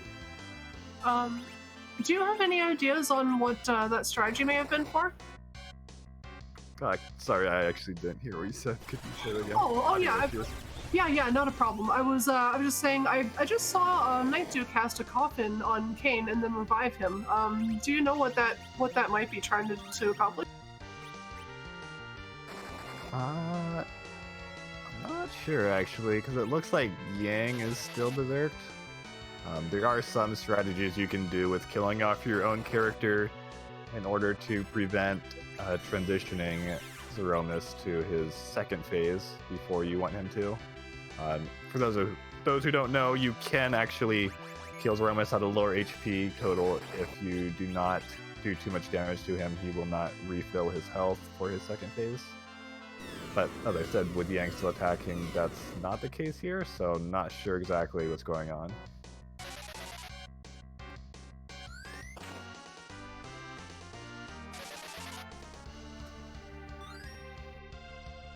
So speaking of phases, that is the Meteor phase now, which signifies nearing the end of Zeromus' fight, about 10,000 HP left, so just a few more hits and Night Dew should be in the clear.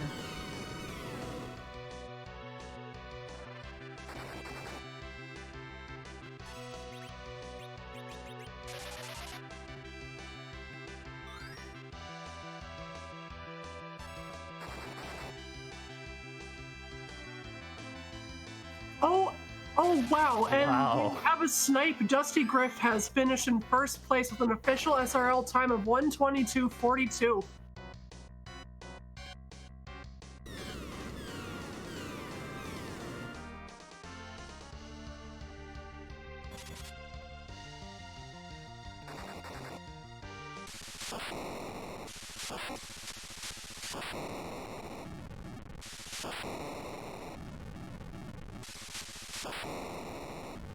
And Naidu 12 seconds behind with 1:22.54. Congratulations to our top two finishers.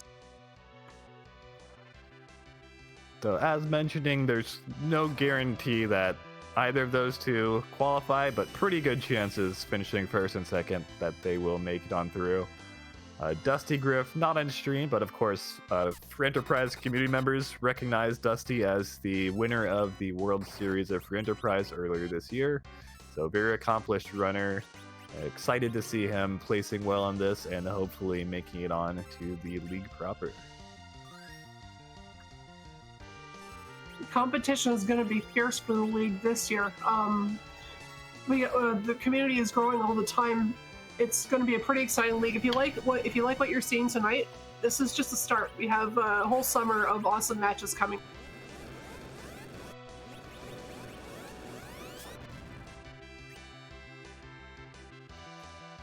And also worth noting, both Nightdew and Dusty were participants in the league last year, so would not be surprising to see them make return appearances. Both very accomplished runners.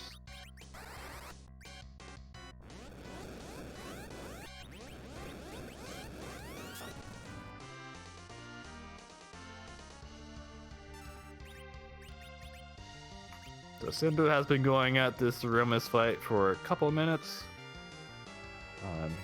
Looks like he's working in some spells as well, some nukes from Fusoya, along with his fighter's damage.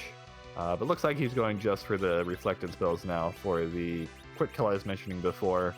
Reflected damage for the last about 20,000 or so allows you to skip that refill phase and get a quicker kill typically.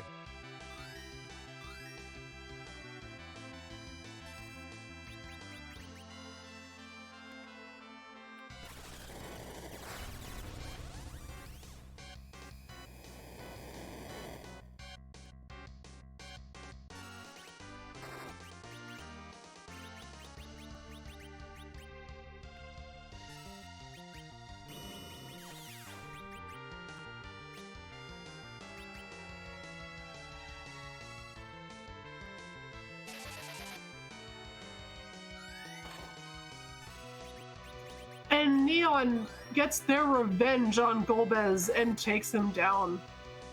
That was very, very clutch with just Cecil left alive at 150 HP. Awesome job, Neon.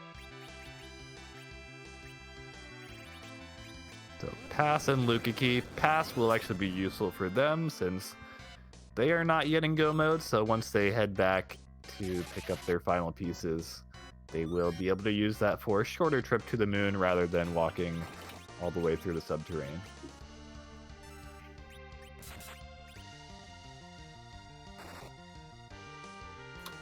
Speaking of the subterranean and places that the subterranean leads to, we are now joined by Naidu, our first person on the read stream to have taken down Zeromus. Congratulations on your placing, Naidu. That was great. Thank you very much. So, you entered Go mode like quite early. We were pretty shocked that when we found out from your screen that the moon was not required. How did you feel like when you found that second part of the crystal? When I found that second part of Go mode, I was actually thinking, okay, Baron Key, I had followed the little chain I was following. I was like, right before some of the monsters, I'm like, this doesn't pan out, I'm going to the moon. Okay, Tower Key, I can go do that. Oh, Baron Key, I can go do that. Oh, hey, look, Go mode, and I feel really ahead, because I know a lot of people out there, especially in B1, that because there are two items, usually, the moon is not a terrible play, and it was in my head the entire time.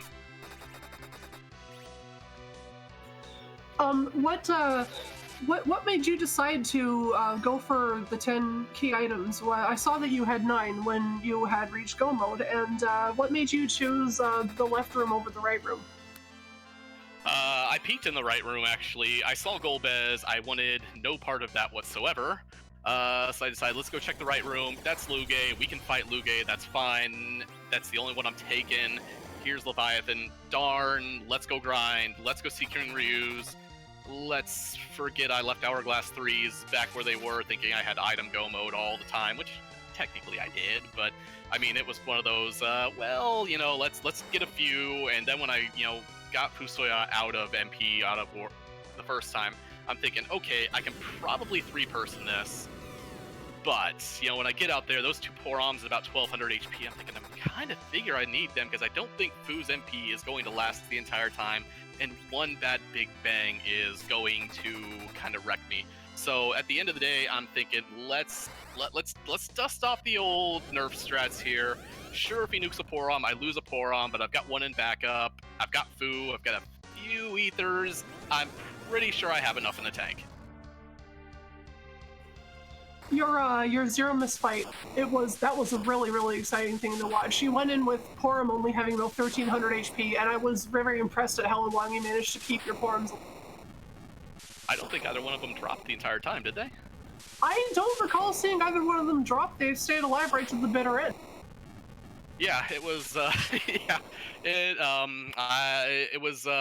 has been a while since I have done a slower. Let's just kind of slow nerf the Big Bangs. I mean, usually we've had like an overpowered party, or we just go like full on reflector hybrid. It's been a while since I pulled out the low level kind of strategies there, and to be honest, with the field this big, I felt like I had to take a little bit of a risk. And you did a fantastic job, but like that Zeromus was going quick, and you still managed to snipe all those Big Bang nerfs. That was pretty awesome. I have. Thank you. And we are also joined by Simbu, the second racer on the stream to finish. Congratulations on finishing. That was you actually reached go mode very close to when Night2 did as well. Thank you. So very, very well done on your performance. I noticed one thing you did that was very interesting was you went to the moon to grab some experience, like almost as soon as you got the darkness crystal. What kind of made you decide to do that? I was sitting there with no good attack items, no good... I just felt like my party was extremely weak, and then I found hourglasses up there, and I thought, oh, this could be a really interesting time to get Berserk and a lot of other really nice spells to fast forward everything, and managed to find an encounter on my first try that had the exact number of enemies as I had coffins, so I was like, oh, this ending up pretty nice. Unfortunately, there was a Fu in the seed, so it ended up not really mattering, but it was nice while it lasted. Yeah, it was a very cool play. I appreciated that a lot, and that's I wasn't too surprised when I saw you go for that, because I know that early moon like that was kind of your thing in the Twin Invitational as well. Like that was like really kind of creative to see. It was really cool. We also kind of laughed when you noped out of the Fabul Gauntlet when you did. How just like how vindicated do you feel that it didn't lead anywhere? Oh, it didn't lead anywhere? Thank goodness. There was Sand Ruby up there. That would have saved me from Troll Bez, because I was at 9 key items. So that would have been nice-ish, but I don't know, it was not too... Football Gauntlet in the back attack slot, that's painful. If I had seen the Fu, I would have definitely done it, because it would have been 2 extra bosses, but technically 3 in my case, since I noped out of even the King and Queen Eblan fight eventually, but I don't know. Honestly, the part that I really hated the most about the seed was getting completely trolled by Dark Elf. Like, every time I tried to berserk someone, he would piggy the wrong person, and it was like, come on, just let me berserk. Oh, yeah, I do remember seeing that. It looked like it was quite frustrating. Yeah. So you and Night2 were actually on the moon, like, there was a lot of overlap between you two. I think you were doing your grinds at the same time. Night2 actually opted to nope out of the Golbez fight and go into the left room instead. What made you decide to stick with Golbez? I thought that I could get a wall and berserk up really quickly, and I had a ribbon on forum, so I was like, oh, this might not be too bad, and I need the 10th key item, so I would really appreciate more chances at that 10th key item. But unfortunately, he was also kind of trolly, and my Yong decided, like, I got my Yong set up perfectly. He had Berserk, he was RA1, he had Wall Up, and then he decided to be glitched and wouldn't take any actions. And it's like, come on. Like, I went through all this trouble to set everything up perfectly, and no, we're not going to let you use infinite wall strats. I don't know, just a lot of little things went a little bit wrong for me. Like, as I said, Dark Elf went a little bit wrong, not knowing the food was there. Even in the Zeromus fight, that last hit I took with Yong caused him to do his HP refill, and it's like, no! I thought I had everything right. But I guess even considering that, it was still a bit of a, it was still like, the finishes were not too far apart, but yeah, I can definitely see, like, you put a lot of effort into setting things up, and it was the plays that you made were like, it's really interesting to like kind of follow your decision making with fights like that, and like how you go about the Zeromus fight. Hopefully that in the next qualifier that Golbez is a little less trolly and everybody else is a little less trolly. yeah, I mean, it was for the most part, the seed was all right, except for no weapons for Kane. Him rocking that mute dagger in the last fight, but I don't know. I took what I had, and just, I mean, 5th place is still good. I don't know if it'll be good enough to qualify, but at least now I get the pleasure of racing some more. That's very true.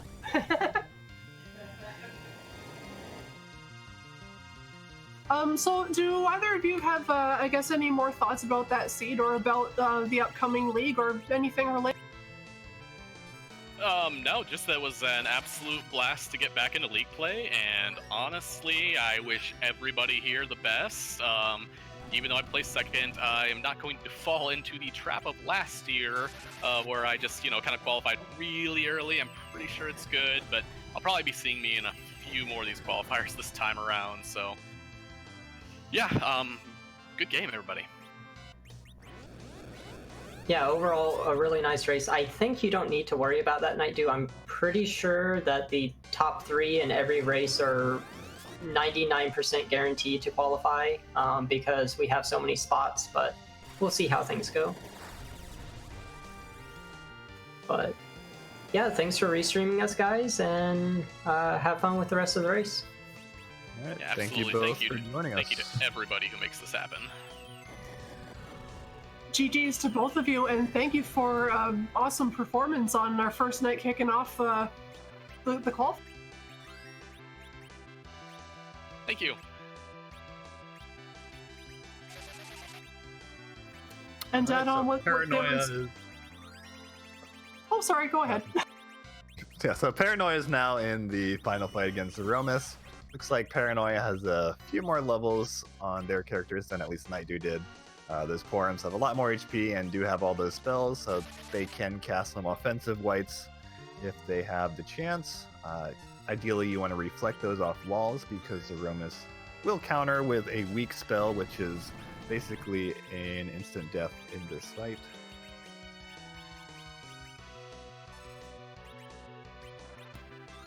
Yeah, it like you were saying, it does look like Paranoia opted to stop growing a little bit later, as his Porums have about 400 more HP than Nightdew's did.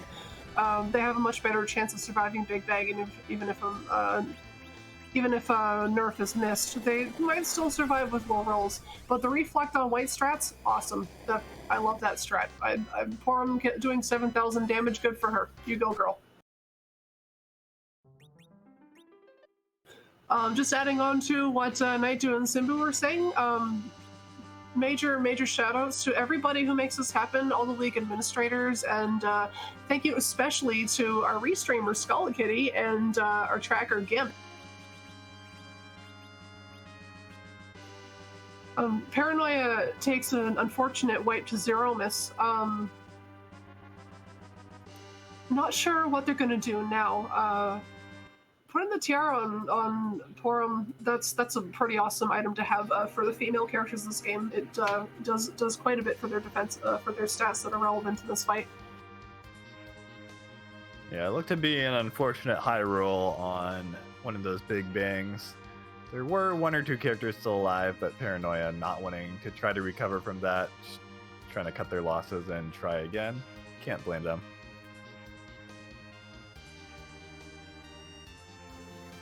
Neon has discovered the Nope Noodle, or the Nope Rope, or the Danger Noodle. The Ogopogo has many names, but by any name, it's still a terrifying fight on the moon.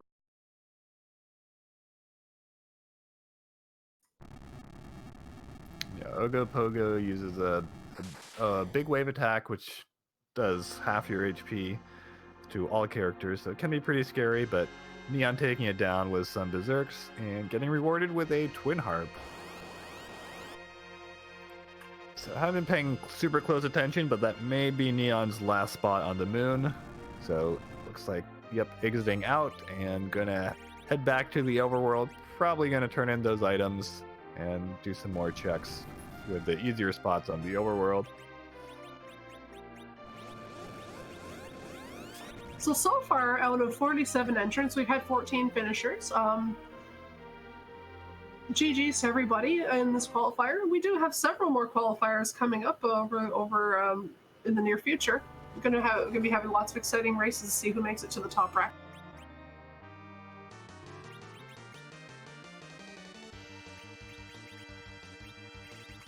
So Paranoia back into the fight. Looks to be popping a Star Veil immediately to get those reflects going.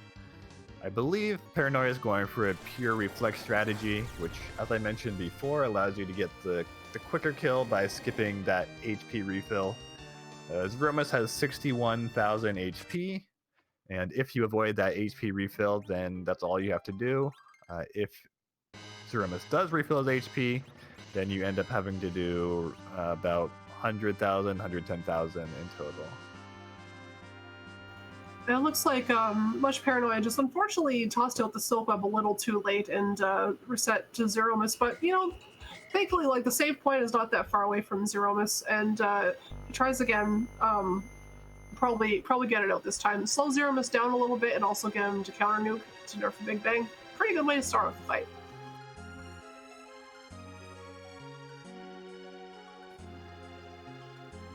So what Gambit, our amazing tracker, is telling us about everything that Neon found on the moon. A pink tail at Ogopogo, which of course they can trade in for an adamant armor.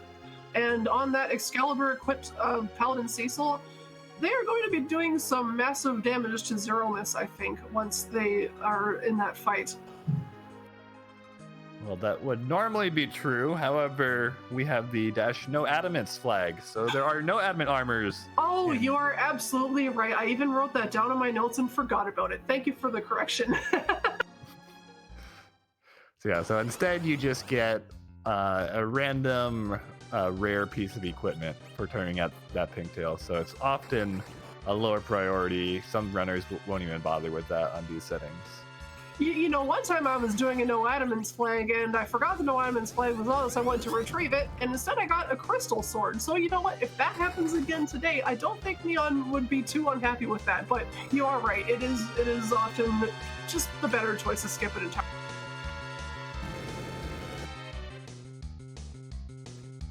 So Neon taking on the Dark Elf spot. That is one of our favorite spots in the Free Enterprise community because the music here is randomized for the Twin Harp. So in just a few seconds, we'll get to hear a random song.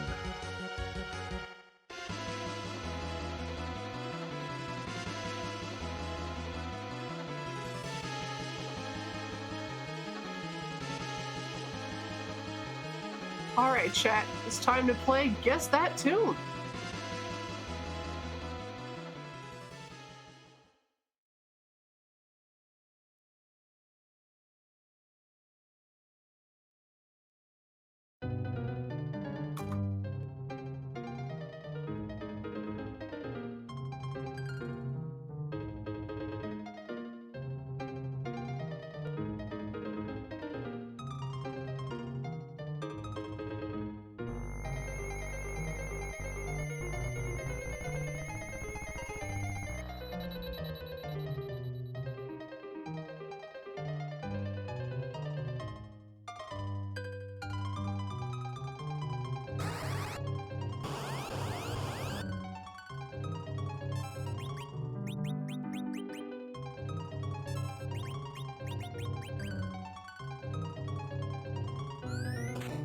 After having reports from chat that this is from Final Fantasy Mystic Quest, this one actually turned out quite well.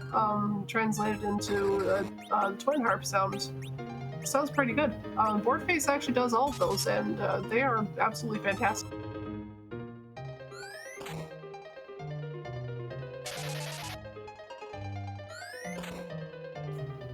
Meanwhile, MuchParanoia, finding their footing in the Zeromus fight this time, it seems like, is going a little bit better. Everybody kind of survived that initial Big Bang, and they're doing reflex strats now. Yes, I think some of their earlier troubles have to do with that agility anchor of Fusoi in the middle. As you mentioned before, his base agility is 20, which is not ideal for anchoring. With this party, I'd like to see, I think ideally Yang in the middle. He should be at just around 28, or maybe a little bit higher, which would probably make things a little bit easier. Slow down Zeromus a little bit, make it easier to get your items and spells out at the start.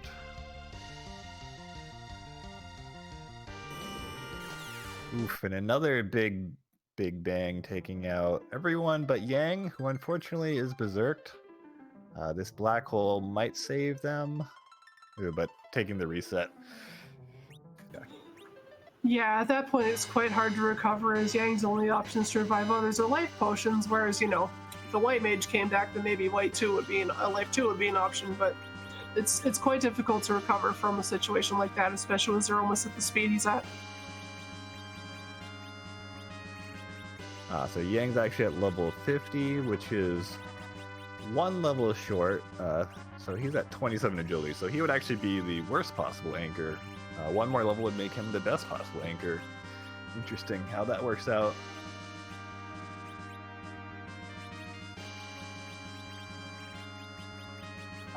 Randomizer and Samurai Bow on one of the forums. That's interesting, and I like it. And Samurai Bow and Arrow going on to the second forum as well, so we may be seeing some full offense warrior forum strats. I love those strats. I'm not gonna lie.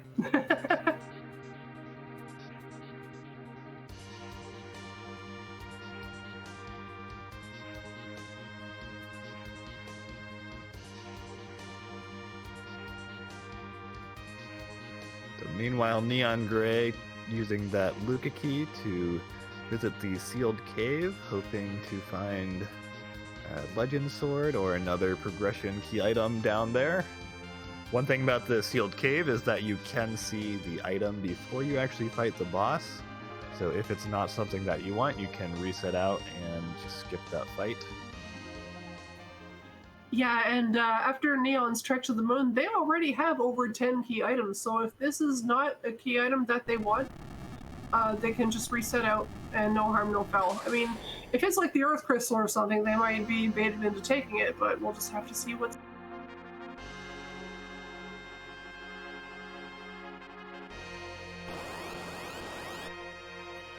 Oh, that's right, Kate Smith looked at the spoiler log. Thank you. That is the rat tail, so Neon may opt to keep the rat tail and fight the boss. As far as they know, the rat tail might have the link.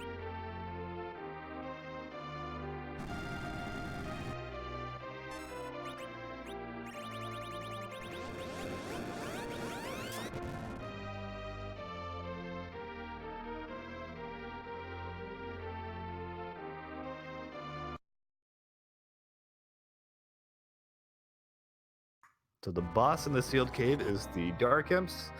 Another one of our essentially free fights, vulnerable to stops, vulnerable to instant death effects like the coffin.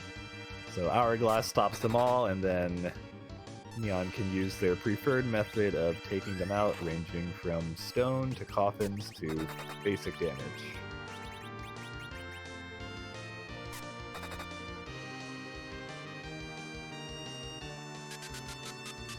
Can also life wish them. Not that I think Neon really needs the EXP at this point.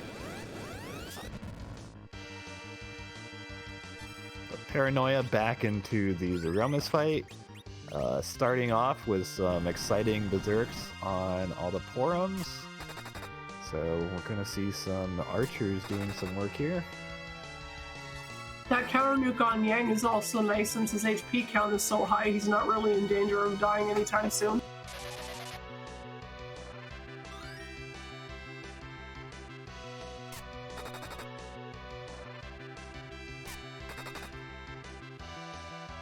So that first Big Bang will be nerfed because of that Silk Web triggering a counter nuke. And for the rest of them, Fusoya could try to nerf the Big Bangs as well by triggering counters after the shake. If he does not, then the Porms will be in danger of going down to those Big Bangs, and even Fusoya could go down to a high roll on the Big Bang. That's right, although Fusoya joins your party at a very high level, his stack growth is really nothing to write home about. He does really not get a lot of new HP to speak for when he levels up.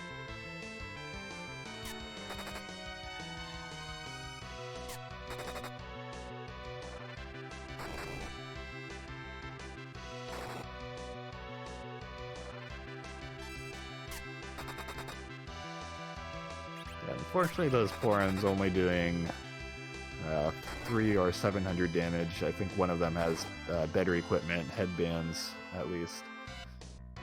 I guess I'm doing 1,000, not bad there. But not the best weapons for any of these characters, so the damage will be a little bit slow.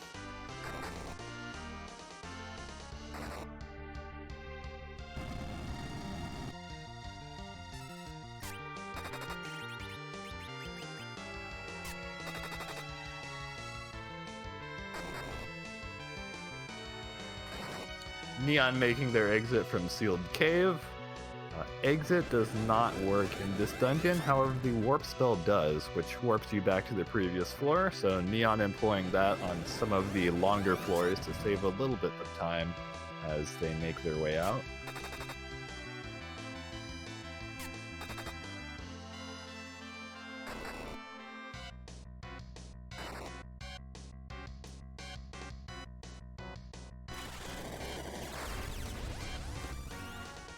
So Paranoia is going for those counter nukes in order to nerf the Big Bangs. We'll see if it actually was timed properly. It is quite tight. Looks like it was, but unfortunately that top forum did die from the nuke combined with the Big Bang. But they could still recover from this. 4 characters still alive. Shouldn't be too hard.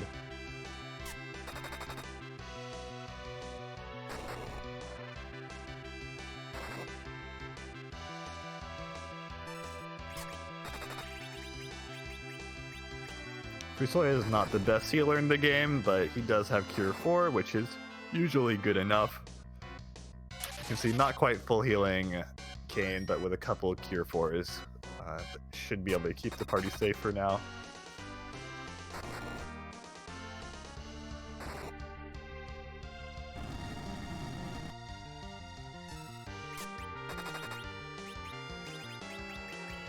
Neon has a lot of options that they could opt for right now.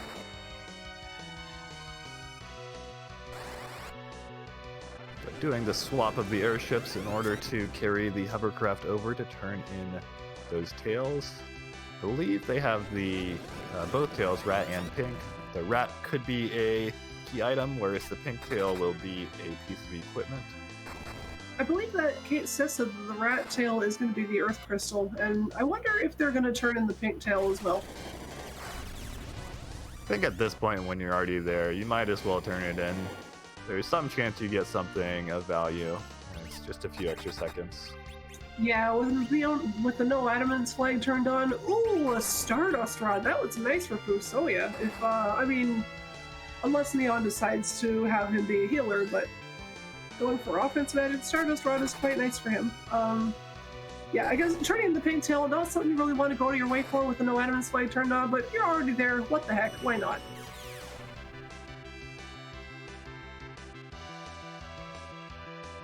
Most likely with this party setup, because Neon did dismiss both pawns, Fusoya is going to be a white mage, but you know, the thought is nice of a Stardust Rod, I guess. Thank you, game. Yeah, and Stardust Rod is the strongest black magic staff in the game, or rod I mean. I believe it's plus 15 to the black magic stat, which in this game is called Wisdom.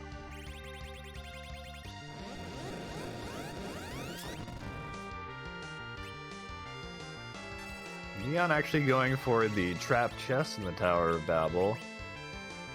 Usually not something you see in these seeds where these are just more equipment. In this case, another Stardust Rod. But the fights here are not too scary. It's just always these alerts, which at this point, Neon should be strong enough to kill in one hit.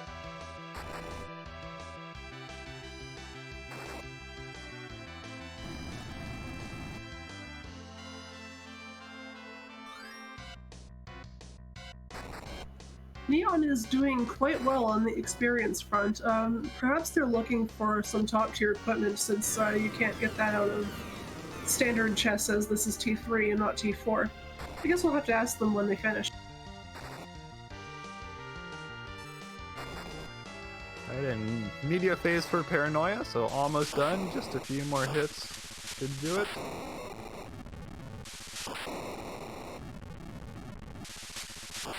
And there it is, last hit for Paranoia, finishing in 25th place with a time of 1:54.05. Still getting that sub 2 hour time. Very respectable for seeds of these settings. Congratulations to Paranoia. That I'm happy that he stuck it out and took down Zeromus, got his revenge.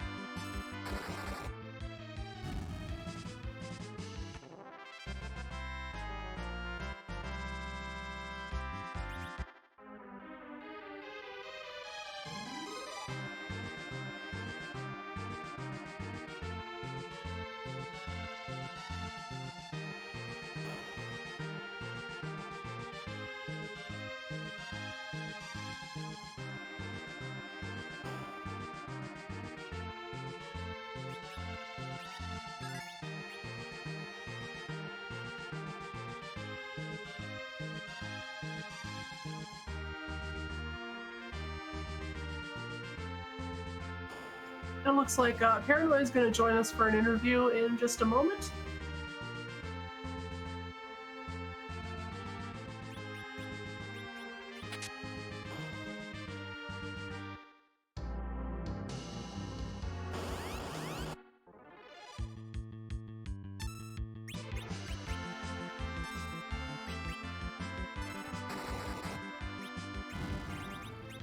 And we are joined by Paranoia, just finished the Zeromus fight. Welcome and congrats on completing the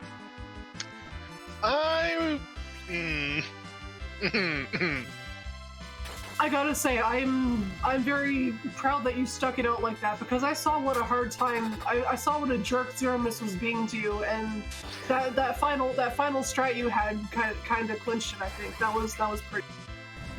I honestly, it's what I should have gone with from the start. I just did not have the resources otherwise to like go for reflex strats. I didn't get Cure 3.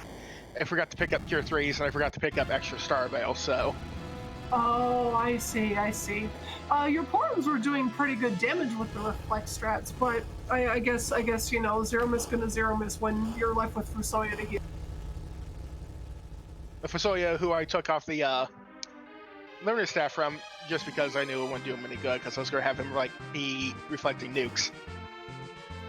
Oh, I see.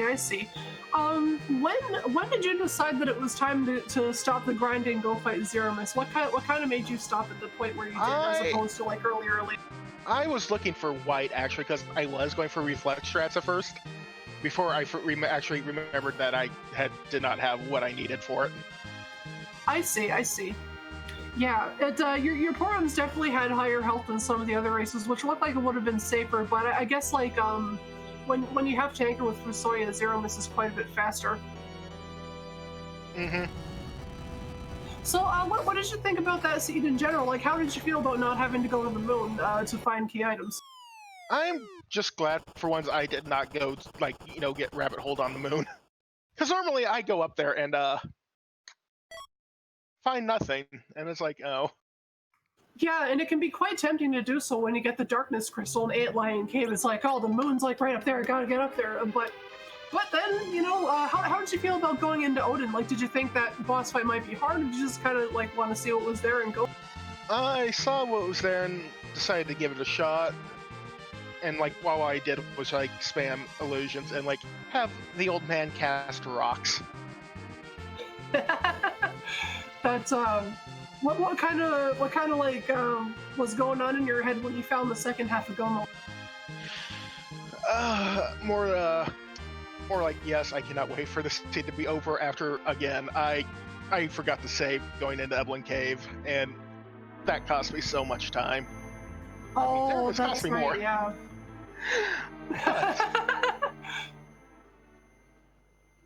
but yeah, you're like the amount of grinding that you did before Zeromus, like it seemed like it was fairly safe. It was just unfortunate, like forgetting the items, but it looked like you had a strategy and you went for it. But like the double Porn Berserker strats, I was a huge fan of that. That was like one of the highlights of the race for me.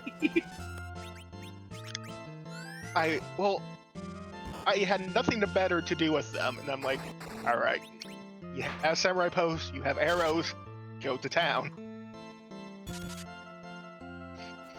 Old Man Fu can sit in the middle and try to heal. And well, it seems that it worked out for you. Very well done completing the seed. Do you have, I guess, any other thoughts about the seed, about the league, anything on? Did anyone do Twin Harp? Yes. In fact, neongrey not only did Twin Harp, but they also checked the employment of the dwarf and Tom. So what was the Twin Harp song? It was a song from Final Fantasy Mystic Quest. It was one of the battle themes. Okay. It was quite well done, if I do say so myself. It translated quite well to the Twin Harp song sounds.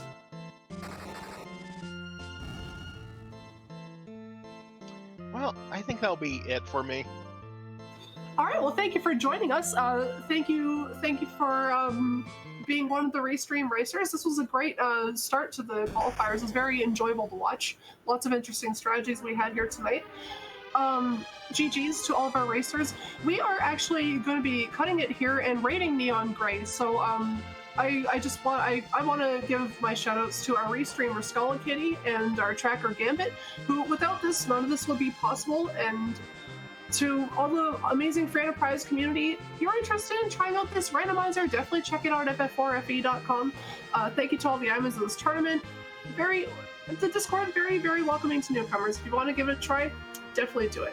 And also, thank you to Penguinator, my co-commentator. Did awesome tonight, correcting me on all the things that I was getting wrong. It's been great commentating with you tonight on this first match of the tournament. And thank you to you as well, Pitch. It's been an absolute pleasure joining you tonight. And I want to give a quick reminder to everyone, there are 5 more qualifiers. The next one will be this Friday at 11:59 p.m. Eastern, Friday, July 12th, if I'm doing my time zone computations correctly. Ooh, Midnight Free Enterprise? I like it. Be sure not to miss that one if you can stay up that. And that will be here on RPG Limit Break again as well. And with that, I think that will be it from us. Thank you everyone for watching. And go check out Neon as they finish out the race. Thank you very much to RPG Limit Break for hosting us tonight. And enjoy the rest of the race, everybody.